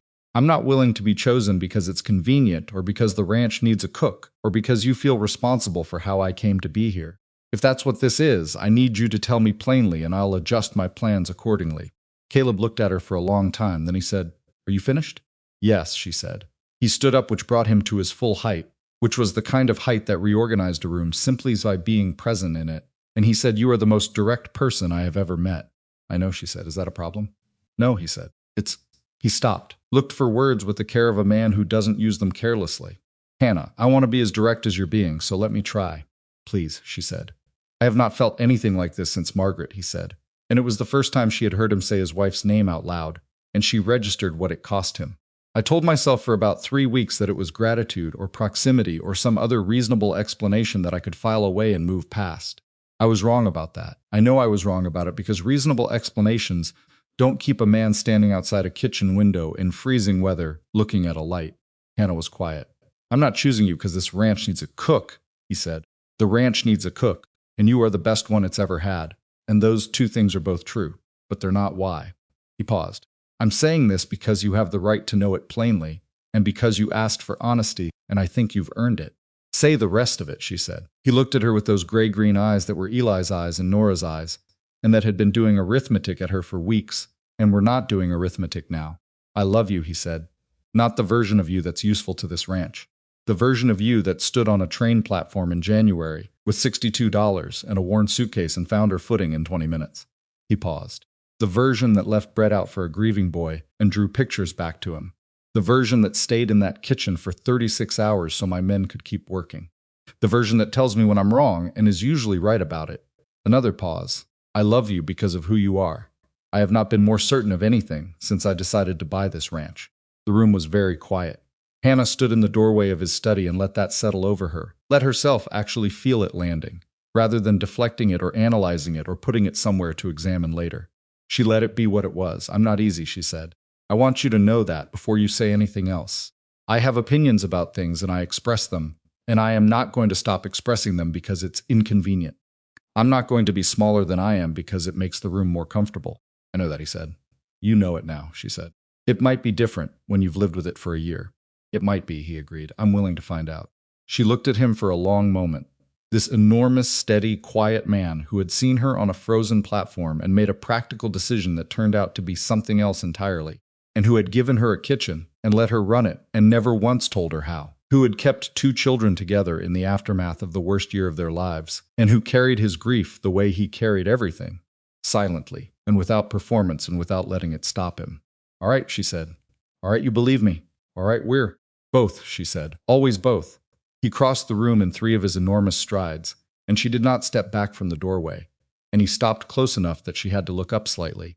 And he took her hand, not the way a man takes a woman's hand to perform something for an audience, but the way a person takes hold of something they've been waiting to hold. And that was how it started, quietly and without theater, in the study of a ranch house in Wyoming on a Sunday evening in April.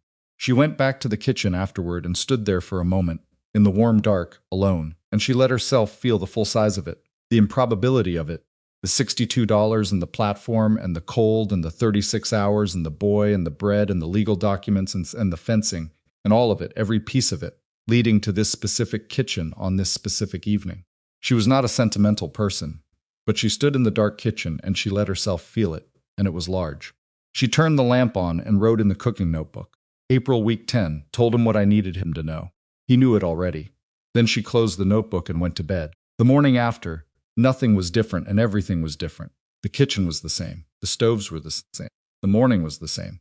And Eli was on his stool with his coffee. And Nora was beside him working on her biscuit techniques. She had been working on it for 3 weeks, and it was improving. And Caleb came in for coffee at 5:45, and their eyes met across the kitchen, with the specific quality of 2 people who know something the rest of the room doesn't know yet. And then he poured his coffee and went back to the yard, and Hannah went back to the pots. Eli watched none of this and all of it. He didn't say anything that morning. He didn't say anything for 3 days. and Hannah let the 3 days be what they were, because she understood his silences by now, and she understood that this particular silence was not hostile. It was thinking. On the fourth morning, he came in earlier than usual before Nora, and he poured his coffee, and he sat on the stool, and he said, without preamble, "I want to ask you something." "Ask," she said. "If they stopped, started again. If things change. Between you and my father," he held his coffee in both hands. "Does that change things for us?" She stopped what she was doing and turned to look at him fully, because this question deserved that. "What things between us?" she said. He made a gesture that encompassed the kitchen, the stool, the molasses bread on Mondays, the apple pie, the drawings, the coffee, with condensed milk that she still kept available for him, even though he rarely used it anymore. "Those things stay," she said. "They're not contingent on anything else. They're just what they are."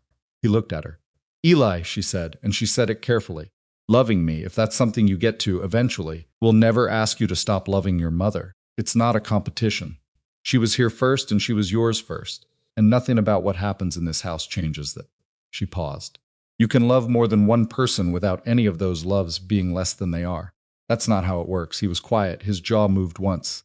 "She would have liked the way you run this kitchen," he said, "and it came out rough." And he looked at his coffee immediately after. Hannah held herself very steady. "Tell me something about how she ran hers," she said. "When you're ready." He was quiet for a long time. Long enough that she went back to the stove and started the next batch, and the kitchen did its work around him. Then he said, "She always burned the first biscuit of the morning. Every single time. She said it was because the oven wasn't ready, and she refused to waste the first batch by waiting. So she just let it burn and moved on." Hannah kept her eyes on the stove. "She sounds practical," she said. "She was," he said, "and then she would have liked you." The kitchen was warm. Outside, the April morning was beginning its negotiation with the temperature, which in Wyoming went slowly. Inside, a 13-year-old boy who had been eating bread through a grief he couldn't climb over had just found a small door he hadn't known was there, and he was standing in it, and Hannah was not going to make anything of the moment except let it be. "Burn the first biscuit," she said. "Just this once." She heard him exhale, not quite a laugh, but the shape of one, and then she set the oven slightly wrong, and let the first biscuit catch and fill the kitchen with the particular smell of a small, purposeful mistake, and neither of them said anything about it. The remaining weeks before the spring gathering moved in the specific way that time moves when it is carrying something you are both looking forward to and bracing for. The ranch settled into its April rhythm, spring work beginning, cattle being moved, the particular organized chaos of a large operation emerging from winter, and Hannah's kitchen settled into a different rhythm too, one that was less survival and more management, less emergency and more routine.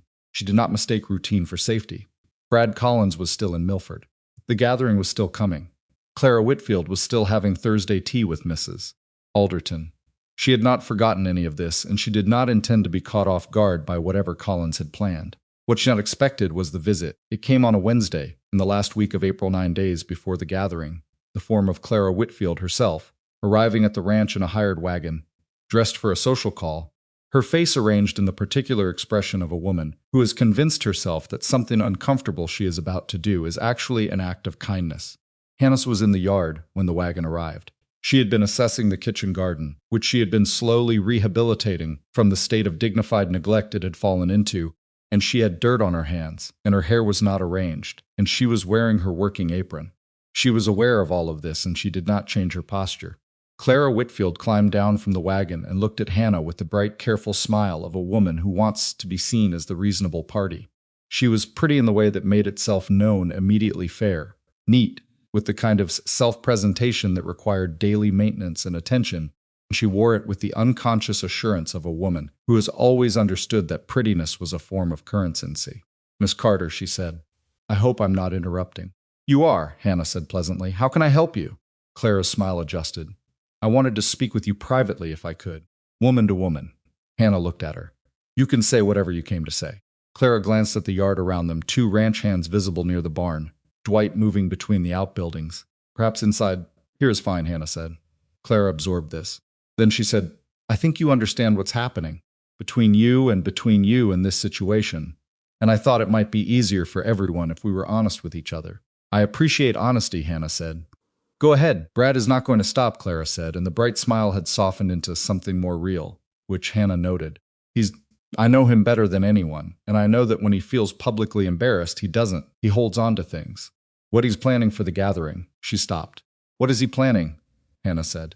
Clara looked at her directly for the first time. He's been talking to people. About you. He's going to stand up at the gathering and make a formal complaint to the community about what he's calling your conduct. Your relationship with Mr. Mercer, a pause. He's going to suggest that you've been immoral, that you've been manipulating the situation for personal gain, and he's going to do it publicly because he knows that even if people don't believe him, the fact that it was said will stick, Hannah said. Yes, Clara said. They looked at each other. Why are you telling me this? Hannah said. Clara was quiet for a moment. Because I'm not, she stopped. Because what happened at the train station was Brad's fault, not yours. And I know that, even if he won't admit it. And I think what he's been doing since then has been, she searched for the word, excessive. Hannah studied her. Clara Whitfield was not a bad woman. She was a woman who had found herself attached to a bad situation and was trying to navigate it with whatever tools she had, which were limited. Does he know you're here? Hannah asked. No. If he finds out, it'll make things worse for you, Hannah said. I know that, Clara said. Hannah looked at her for a moment. Thank you for telling me, she said. It was not warm, exactly, but it was genuine, and Clara seemed to understand the difference. Clara nodded. She looked like she had something else to say and then decided against it, and she climbed back into the wagon and left. And Hannah stood in the kitchen garden with dirt on her hands and watched the wagon move down the road toward Milford. She went inside and washed her hands and found Caleb. He was in the barn. She stood at the barn door and told him, plainly and completely, what Clara had said, and he listened the same way he always listened, without interrupting, without the expressions that most men use to signal their response before they had finished processing. When she finished, he said, He's going to do this at the gathering. In 9 days, she said. In front of the whole county, he said. Yes, he was quiet for a moment. What do you want to do? He said. She appreciated that he asked her, rather than telling her. She appreciated it specifically and filed it carefully. I want to go to the gathering, she said. I'm not going to hide from Brad Collins in a kitchen while he says whatever he wants to say about me in a public square. He'll use your presence as evidence, Caleb said. He'll say you came to confront him, He'll say whatever he's going to say regardless of whether I'm there, she said. The only difference is whether I'm there to be a person in the room or an absence he can describe however he wants. She paused. I'm going. Caleb looked at her with those eyes. So am I, he said. I know, she said. You were always going. The children. Nora will want to go, she said. She'll be furious if we leave her behind. She paused. Eli is your call. He's old enough to make his own choice if you give him one. Caleb nodded slowly. 9 days, he said. 9 days, she agreed. In the meantime, there's a fence section in the south boundary that needs another look and a delivery Thursday that I need to be here for.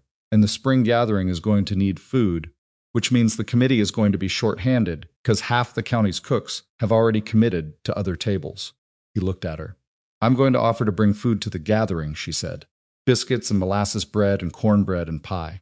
Enough for the whole county. She held his gaze. Let Brad Collins make his speech to a room full of people who have just eaten my food. Caleb Mercer stood in his barn in Wyoming in April and looked at this woman, this direct, unsentimental, practical, large-hearted woman from Ohio who had arrived at his life on a frozen January platform with $62 in a worn suitcase, and who had in 10 weeks become the center of gravity of everything he valued most, and for the second time since. Margaret died. He felt something that was not grief. All right, he said. All right, she said. And she went back to the kitchen to start planning the menu for the spring gathering, because there were 9 days and a lot of biscuits to make, and Hannah Carter had never once in her life wasted time on anything she couldn't change. The 9 days before the gathering were the most organized 9 days Hannah had ever run. She had a list, not in the cooking notebook, which was for operational records, but on a separate sheet of brown paper that she kept on the prep table and updated each morning. And the list had quantities and timelines and dependencies mapped out with the same precision she brought to.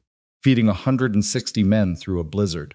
The gathering was expected to draw 200 people, possibly more, and she had committed to feeding them. And she did not make commitments she intended to manage loosely. Caleb had told the gathering committee on Thursday.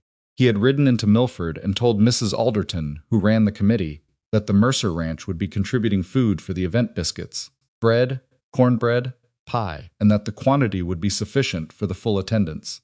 Mrs. Alderton had received this information with the particular expression of a woman processing two things at once, genuine gratitude for the contribution and genuine uncertainty about the political weight of accepting it. She had accepted it because the practical woman in her won out, and because 200 people needed to eat, and she was 30 pounds of biscuits short in her planning.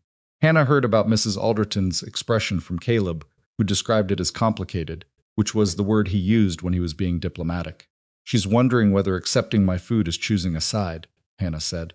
She was elbow-deep in bread dough at the time, working it with the systematic pressure of someone who had made enough bread to know exactly what the dough needed before the dough told you.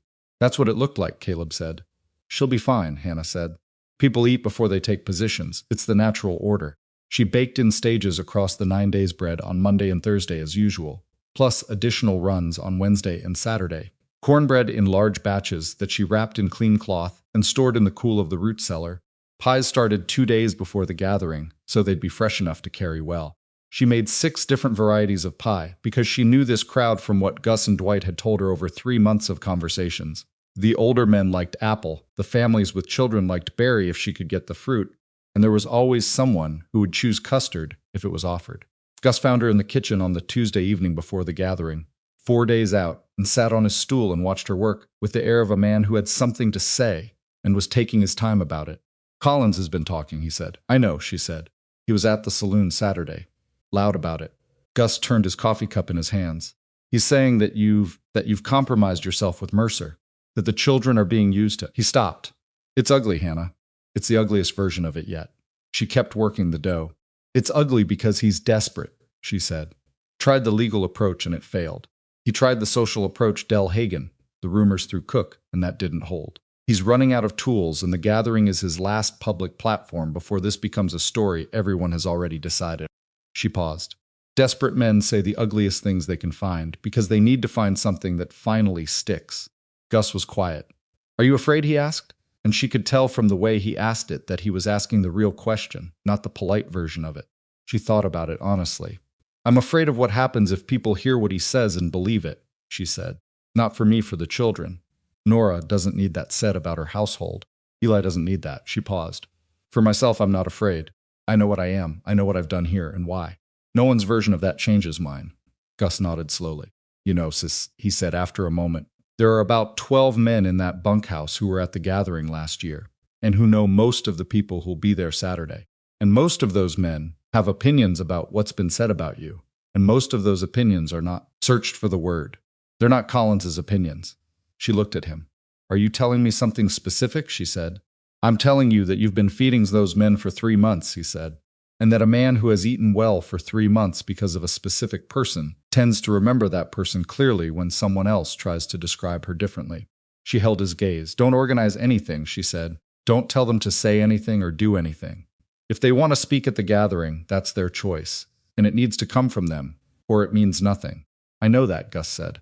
I'm just saying they have opinions. Good, she said. Let them keep them until Saturday.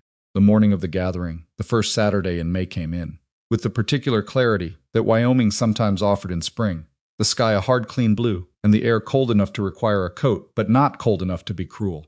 Hannah was up at 3:30, which was earlier than even her usual before dawn start, and she worked through the morning in the kitchen with Dwight and a ranch hand named Peters who had volunteered, loading the finished goods into the wagon in the careful sequence she had planned. Pies first, flat and protected, bread in cloth, biscuits in the largest tins she owned, cornbread in the cast-iron pans she would use for warming at the site.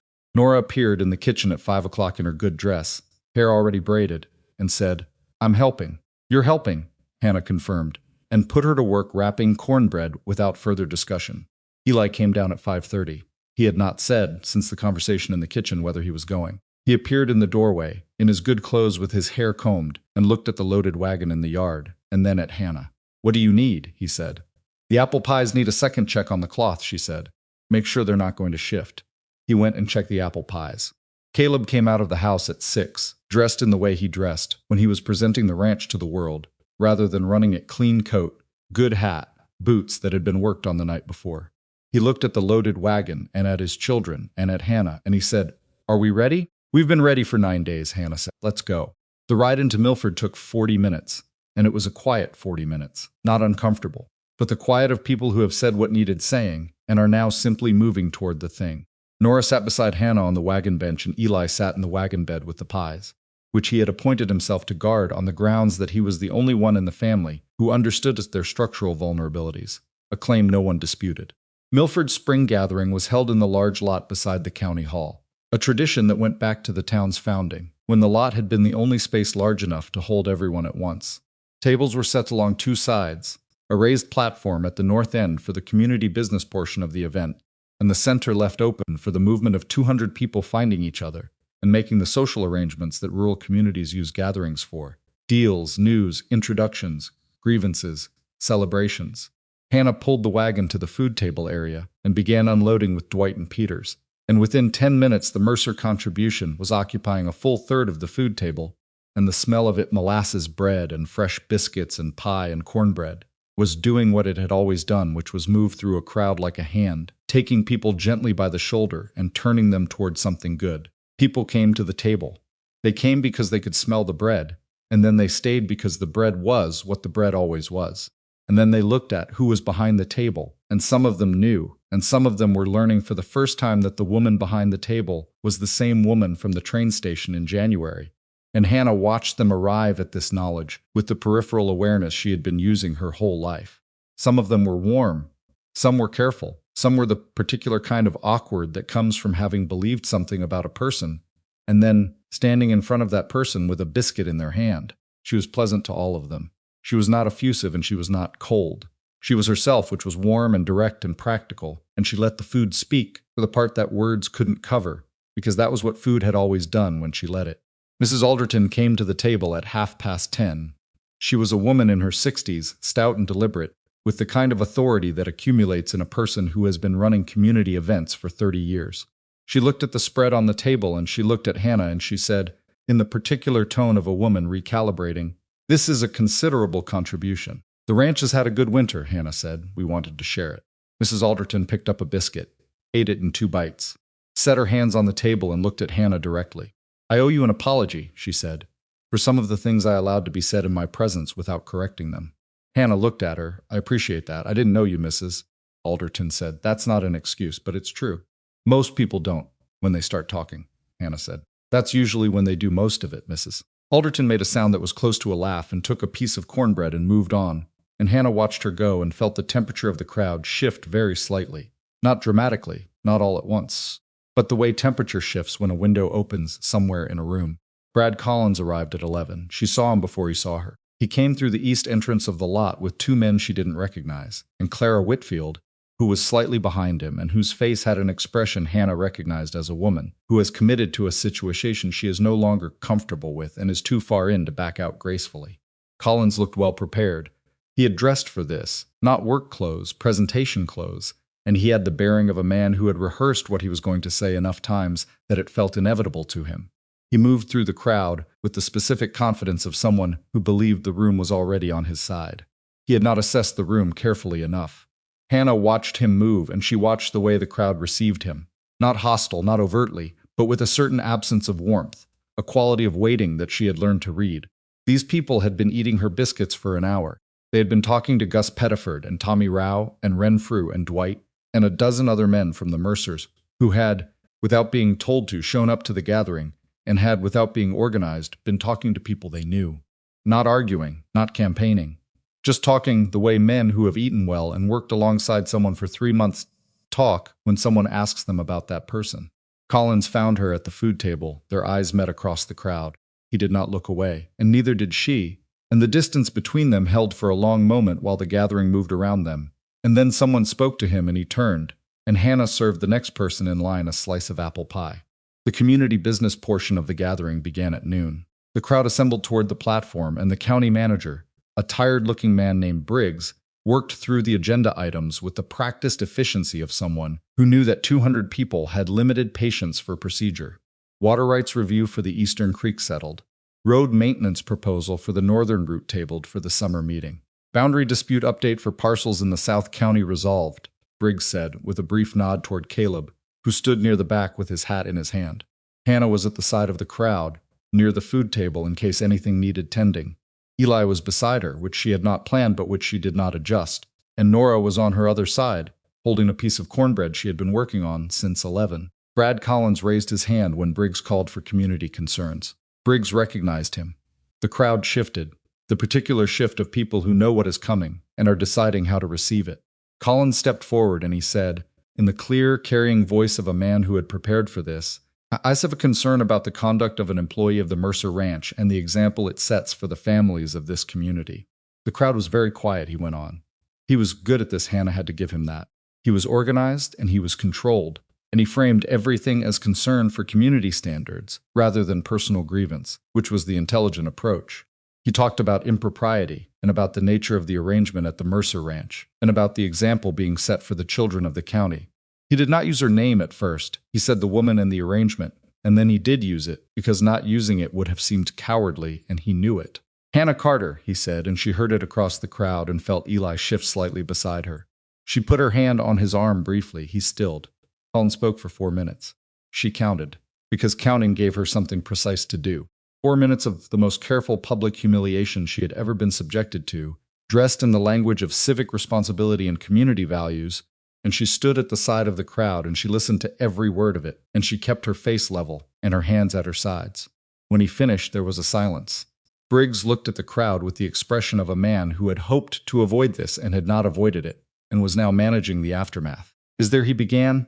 Gus Pettiford's voice came from the left side of the crowd. Gus was 60-something and had a face like a topographical map, and a voice that carried without effort. "I'd like to respond to that," Gus said. Briggs, with visible relief, nodded. Gus stepped forward. He had his hat in his hand.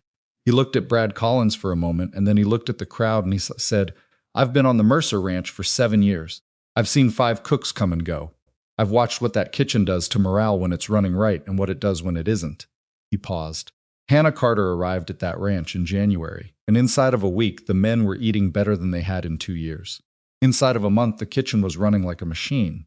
During the worst blizzard of the season, the one in March that you all heard about, she stayed in that kitchen for 36 hours straight so that the men could keep working without stopping to freeze or starve.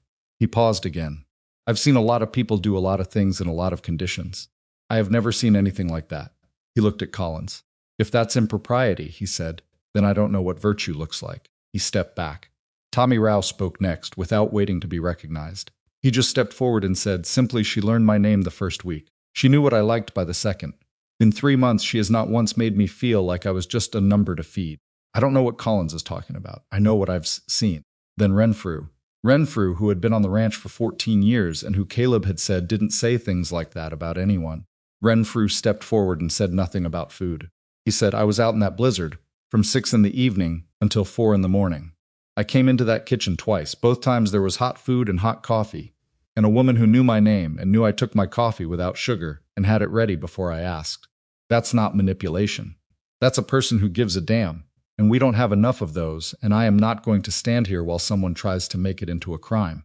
Collins had been watching this with the expression of a man watching something he had not planned for. He had planned for a crowd that would remain neutral and an argument he could dominate by being louder. He had not planned for this particular thing, for the quiet, accumulated testimony of ordinary people who had been witnesses to an ordinary decency, and who had enough of it stored up to stand in front of a crowd and say so. "He started to speak again," Mrs. Alderton said from the crowd. "I think we've heard enough on this topic, Mr. Collins." It was not loud, but she said it in the tone she used when she had made a decision, and the crowd received it the way crowds receive a person whose authority they trust, which was to settle and shift and to make the negative space around Collins just slightly larger than it had been. Collins looked at Mrs. Alderton, then he looked at the crowd. He was reading it the way Hannah had been reading it, and he was arriving at the same conclusion she had arrived at 10 minutes ago, that the room had already decided, and that deciding had happened over biscuits and molasses bread, and 3 months of a kitchen that ran the way a kitchen should run. He said nothing else. He stepped back into the crowd, and Clara Whitfield moved beside him and said something quiet, and his jaw worked once, and that was the end of Brad Collins's public campaign against Hannah Carter. Not a dramatic ending, not a collapse or a confrontation or a moment of theatrical defeat. Just a man reading a room correctly for the first time in months, and understanding that the story he had been trying to tell had lost its audience, and that there was nothing left to do but stop telling it. Hannah let out a breath she had been holding for parts of it. A quiet breath, controlled. She was still in public, still in front of 200 people, but a breath nonetheless. Eli was beside her. He said nothing, but he was standing very straight. Caleb appeared at her other side, moving through the crowd with the ease of a man who knew how to move through spaces. He didn't say anything either. He just stood beside her, which was enough and more than enough, and the 3 of them 4, because Nora pressed in from behind and wedged herself between Hannah and Caleb with the determined certainty of a 9-year-old who has decided where she belongs, stood together at the edge of the crowd while Briggs moved on to the next agenda item. and the gathering resumed its ordinary life around them. After a moment, Caleb took her hand, not subtly, not concealed. He took her hand in front of whatever portion of the county of Milford was paying attention, which was most of it, and he held it with the same matter-of-fact steadiness with which he did everything, and she felt the crowd register it, felt the small ripple of it moving outward, and she did not pull away. She looked up at him. "Unnecessary," she said quietly. "I had it handled." "I know you did," he said. "This isn't for the crowd." She held his gaze for a moment. Then she looked forward. They stayed for another 2 hours, not hiding in the wagon, not leaving early, but staying and being present, and letting the afternoon do what afternoons at gatherings do, which is dissolve the morning's drama into the ordinary business of neighbors talking, and children running, and food being eaten until it's gone. The biscuits went first. The molasses bread went second. The pies lasted until 2:15, and the cornbread made it to the end. Several people came to speak to Hannah in those 2 hours. Some were apologetic in the sideways way of people who hadn't specifically done anything, but knew they'd been part of an environment that had. Some were genuinely warm. A woman named Eudora Parks, who turned out to have grown up 20 miles from Columbus, and who grabbed Hannah's hand and said, in the broad Ohio accent that Hannah had not heard since January, "You come find me next week. I've got a recipe for walnut cake that'll change your life." Some were simply practical ranchers, and their wives who had eaten the biscuits and wanted to know if she did private orders. She talked to all of them. She was not gracious in the practice performative way. She was just herself the way she had always been herself, and it turned out that herself was sufficient for most occasions. Collins left before 2. She saw the wagon moving out of the lot from the corner of her eye, and she filed it and moved on. Clara Whitfield came to the food table just before she left, came alone, without Collins, and she looked at what remained of the spread and she said, "The molasses bread was the best thing I've eaten in years." Hannah cut her a piece to take with her. Clara looked at it in her hands. Then she looked at Hannah. "He won't try again," she said, "for whatever that's worth." "I believe you," Hannah said. Clara left. Hannah watched her go with the particular feeling she had when she encountered people who were better than the situations they were in, a feeling that was not quite pity and not quite respect, but somewhere in the middle, where the two things pressed against each other.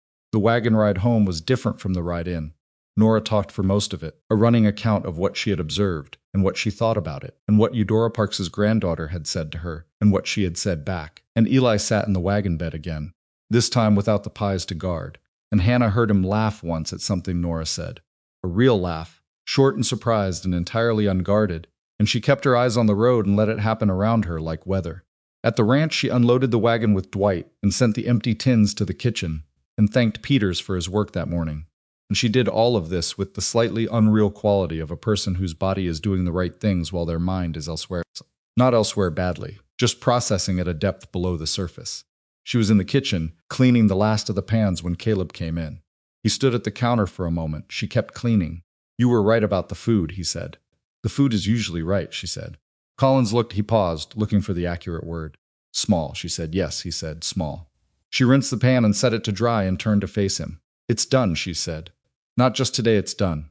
He has nothing left that he hasn't already used, and it didn't work. And everyone in that lot knows it didn't work." She paused. "He'll be a diminished man in this town for a while. That's a consequence he made for himself." Caleb nodded. He looked at her the way he looked at her steadily, without the arithmetic now, just the direct thing underneath it that the arithmetic had been. She understood in retrospect, a way of managing. "Want to ask you something," he said. "Ask." "Will you marry me?" He said it simply. Not on one knee, that was not a Caleb Mercer gesture, but straight and direct and looking at her in the full way he had. And she understood that it was not spontaneous, that he had been carrying the question for some time, and had been waiting for the right moment to set it down, and that today, coming home from the gathering with the afternoon light, coming through the kitchen window and the pans drying and the ranch settling around them, was the moment he had chosen. She looked at him. "The children know you're asking," she said. "Nora has been asking me why I hadn't asked yet for 2 weeks," he said. "Eli told me last Sunday that he thought I should." A pause. His exact words were that I was taking longer than the situation required. Something moved through Hannah's chest, warm and involuntary, and not entirely comfortable, the way real feelings are never entirely comfortable. "He's not wrong," she said. "Is that a yes?" Caleb said. "That's a yes," she said. He crossed the kitchen and put his arms around her carefully, the way a very large man learns to be careful with things he doesn't want to break, and she let herself be held, which was not something she did easily or often, and she stood in her kitchen with her face against his coat, and she breathed. They told the children at supper. Nora's response was to throw her arms around Hannah's neck, with a force that suggested she had been waiting to do exactly this for approximately 2 months, and to say, with her face pressed into Hannah's shoulder, "I told Eli you were staying." Eli's response was quieter. He looked at his father for a moment, and then he looked at Hannah, and then he said, "Do you want to know the rest of the cornbread recipe?" Hannah blinked. "My mother's," he said. "I remember more of it than I told you." He stopped. "I've been working up to it." "Yes," Hannah said. "I want to know the rest of it." He told her. He told her about the way his mother had browned the butter first before mixing it in, and about the particular order she did the wet and dry ingredients, and about the fact that she always tapped the pan twice on the counter before putting it in the oven, which was not in any recipe, but which she did every time without exception. He told her these things at the supper table with his father beside him and his sister across from him, and his voice only broke once, near the end, and he let it break, and then he continued. Hannah wrote it in the cooking notebook that evening. All of it. The brown butter and the order of ingredients and the 2 taps on the counter before the oven. She wrote it carefully and completely, in the cooking notebook that had been her record of this place. Since the first night, the biscuits and the molasses bread and the honey, the notes on Gus's teeth and Tommy's appetite and Renfrew's coffee. The week 4, starting to understand what this place needs, and the week 7, the ranch held. We all held, and she added it to everything else. Margaret Mercer's cornbread, given by her son on the evening of the first Saturday in May, at the supper table of the ranch where he had been born. She closed the notebook and set it on the chest of drawers beside her bone-handled knife and her mother's cast-iron skillet. The wedding happened in June morning, when the Wyoming air was warm enough to be outside without a coat, and the mountains were still carrying their winter white at the peaks, and the ranch yard had been cleared and set with borrowed tables and chairs and more flowers than Hannah had expected, because Nora had been in charge of the flowers, and Nora had opinions about flowers. Hannah prepared the food herself. She would not have had it any other way, and no one had suggested otherwise because they all knew her well enough by June to know that suggesting otherwise would have been a waste of breath. She started 2 days before, and she made everything. Biscuits and molasses bread and honey cornbread, with cinnamon and apple pie, and a soup she ladled out at midday, and a roast that went in at 6 in the morning and came out at noon, and cinnamon rolls that Nora had specifically requested in that. Hannah made with extra icing because Nora was 9 and 9-year-olds were right about icing. She also made Margaret Mercer's cornbread. She made it exactly as Eli had described it, brown butter, the right order, 2 taps on the counter before the oven, and she set it on the table beside her own version, side by side, without label or explanation, and she let it be there. Eli found it. He stood at the table and looked at both pans, and he knew immediately which was which. He stood there for a moment, and then he took a piece of each, and he ate them at the table with his plate in one hand and his expression doing several things at once. And Hannah, who was across the yard managing the roast, gave him the privacy of her distance. The ceremony was brief. Caleb was a brief ceremony person, and so it turned out was Hannah. And they were married in the morning light with Gus Pettiford standing up for Caleb because he was the oldest friend the ranch had, and with Nora holding Hannah's hand because she had appointed herself to this role, and it would have been unkind to argue. Eli stood beside his father. He stood straight, with his father's height still coming in, and he had combed his hair again, and when the moment came where the officiant asked if anyone present had a reason to object, Eli looked at the sky for a moment with the expression of a 13-year-old doing something very adult, honoring something he was still growing into, and then he looked forward. He was there, that was the whole of it. He was there, and he was standing up, and the rest was something he would build in pieces over time, the way you build anything real imperfectly by doing it. The ranch hands ate everything. They ate the biscuits and the bread and the cornbread and the pie and the soup and the roast and the cinnamon rolls, and Tommy Rao ate his biscuits too fast as usual, and then looked around for more and found more because Hannah had planned for it, because Hannah always planned for it, because the thing she understood about feeding people, the real thing, the one underneath the recipes and the logistics, was that what people needed to feel was that someone had counted them, had seen them coming and made enough. She had been counted out her whole life. She had been looked at and counted out on the street and in rooms and on a train platform in January by a man who had decided before she arrived that she was insufficient. She understood, in the particular way that you understand things that have been demonstrated to you over and over from childhood, what it meant to be made to feel like an afterthought. And so she had spent her life doing the opposite, counting people in, making enough, knowing their names and their preferences and their grief and their hunger, and meeting all of it with whatever she had available. That was not a strategy. That was not a plan she had formed. It was just what she was, and what she had been, it turned out, exactly what this place needed. Not because she was beautiful, and not because she was easy, and not because she fit any idea anyone had of what a woman on a Wyoming ranch ought to look like. She was not those things. She was a large woman from Ohio with a bad back and strong opinions and $62 she had arrived with, and a cooking notebook that was now nearly full, and a bone-handled knife and her mother's cast-iron skillet, and she had walked into a kitchen that was surviving and made it into a kitchen that was running, and she had done this quietly and without announcing it for the people in the house around the kitchen. Standing in the yard of the Mercer Ranch on her wedding day in June, with Caleb's hand in hers and Nora's hand in her other hand, and Eli somewhere behind her eating Margaret's cornbread and her own side by side, Hannah Hannah Mercer now, though she held that name gingerly for a few days before it started to fit understood something she had been circling since January. She had not come to Wyoming to be rescued. She had not been rescued. She had arrived on a frozen platform having been handed a catastrophe, and she had stood in that catastrophe for 60 seconds, and then she had started solving it, and the solving had led her here to this yard, to this kitchen, to these children, to this man. Not because fate had arranged it for her, or because she deserved it in the way that rewards are deserved, but because she had kept moving and kept working and kept feeding people and kept showing up, and eventually the world had arranged itself around a person who refused to stop. That was not a comfortable truth. It was not the story people preferred, where suffering is rewarded neatly and goodness is recognized on schedule. It was the messier truth that the life she had now was built from the same material as the catastrophe that had preceded it. Her own particular stubbornness, her own particular skill, her own unwillingness to be smaller than she was, and that none of it had been guaranteed, and some of it had hurt badly. And the 36 hours in the kitchen had happened because there was no other option, and not because she was heroic. And the boy who now stood behind her eating 2 kinds of cornbread had taken weeks to find his way to the table, and had done it on his own terms, which was the only way it could have worked. There were no clean lines in it. There was just the work, and the people, and the food that held them together, and the morning light over Wyoming that didn't care about any of it, but was beautiful anyway. Gus Pettiford, standing nearby with a biscuit in one hand and his hat in the other, caught her eye across the yard. He raised the biscuit slightly, an old gesture simple and complete. She raised her chin slightly in return. That was all. That was enough. Later, when the food was eaten, and the tables were cleared, and the hands had gone back to the bunkhouse, and the children had been sent to bed, and the yard was quiet under the June evening, the mountains dark against the pale late sky, and the cattle settled, in the south pasture, and the kitchen clean for once, without her doing it, because Dwight and Peters had insisted. Caleb and Hannah sat on the front step of the main house, and said very little for a long time. She had her cooking notebook in her lap. Not because she needed to write anything, just because it was a familiar weight. "What are you thinking?" he said. She looked at the mountains. "I'm thinking about the delivery Thursday," she said. "I need to add dried apple to the order. And I want to try a new bread rye if I can get the flour. The men haven't had rye, and it keeps better in the warm months." He was quiet for a moment.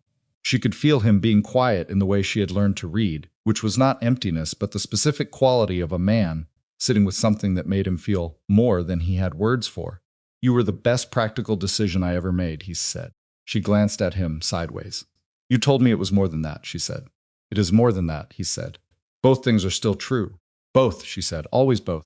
The evening held them there for another hour, and then they went inside, and the ranch went on, doing what it did, breathing and working and being large and cold and demanding and occasionally magnificent. And in the kitchen, on top of the chest of drawers in the small warm room that faced east for the morning light, the cooking notebook sat with its cover closed, full of names and quantities and recipes and notes, the record of a woman who had arrived in January not knowing a single person in Wyoming, and who had learned, one name at a time, one meal at a time, one morning at a time, that belonging was not a thing that happened to you. It was a thing you built, with your hands and your stubbornness and your cooking notebook and whatever you had left after everything else had been taken, and you built it not because someone gave you permission to, but because you decided that you were worth the building, and then you got up before dawn and you started.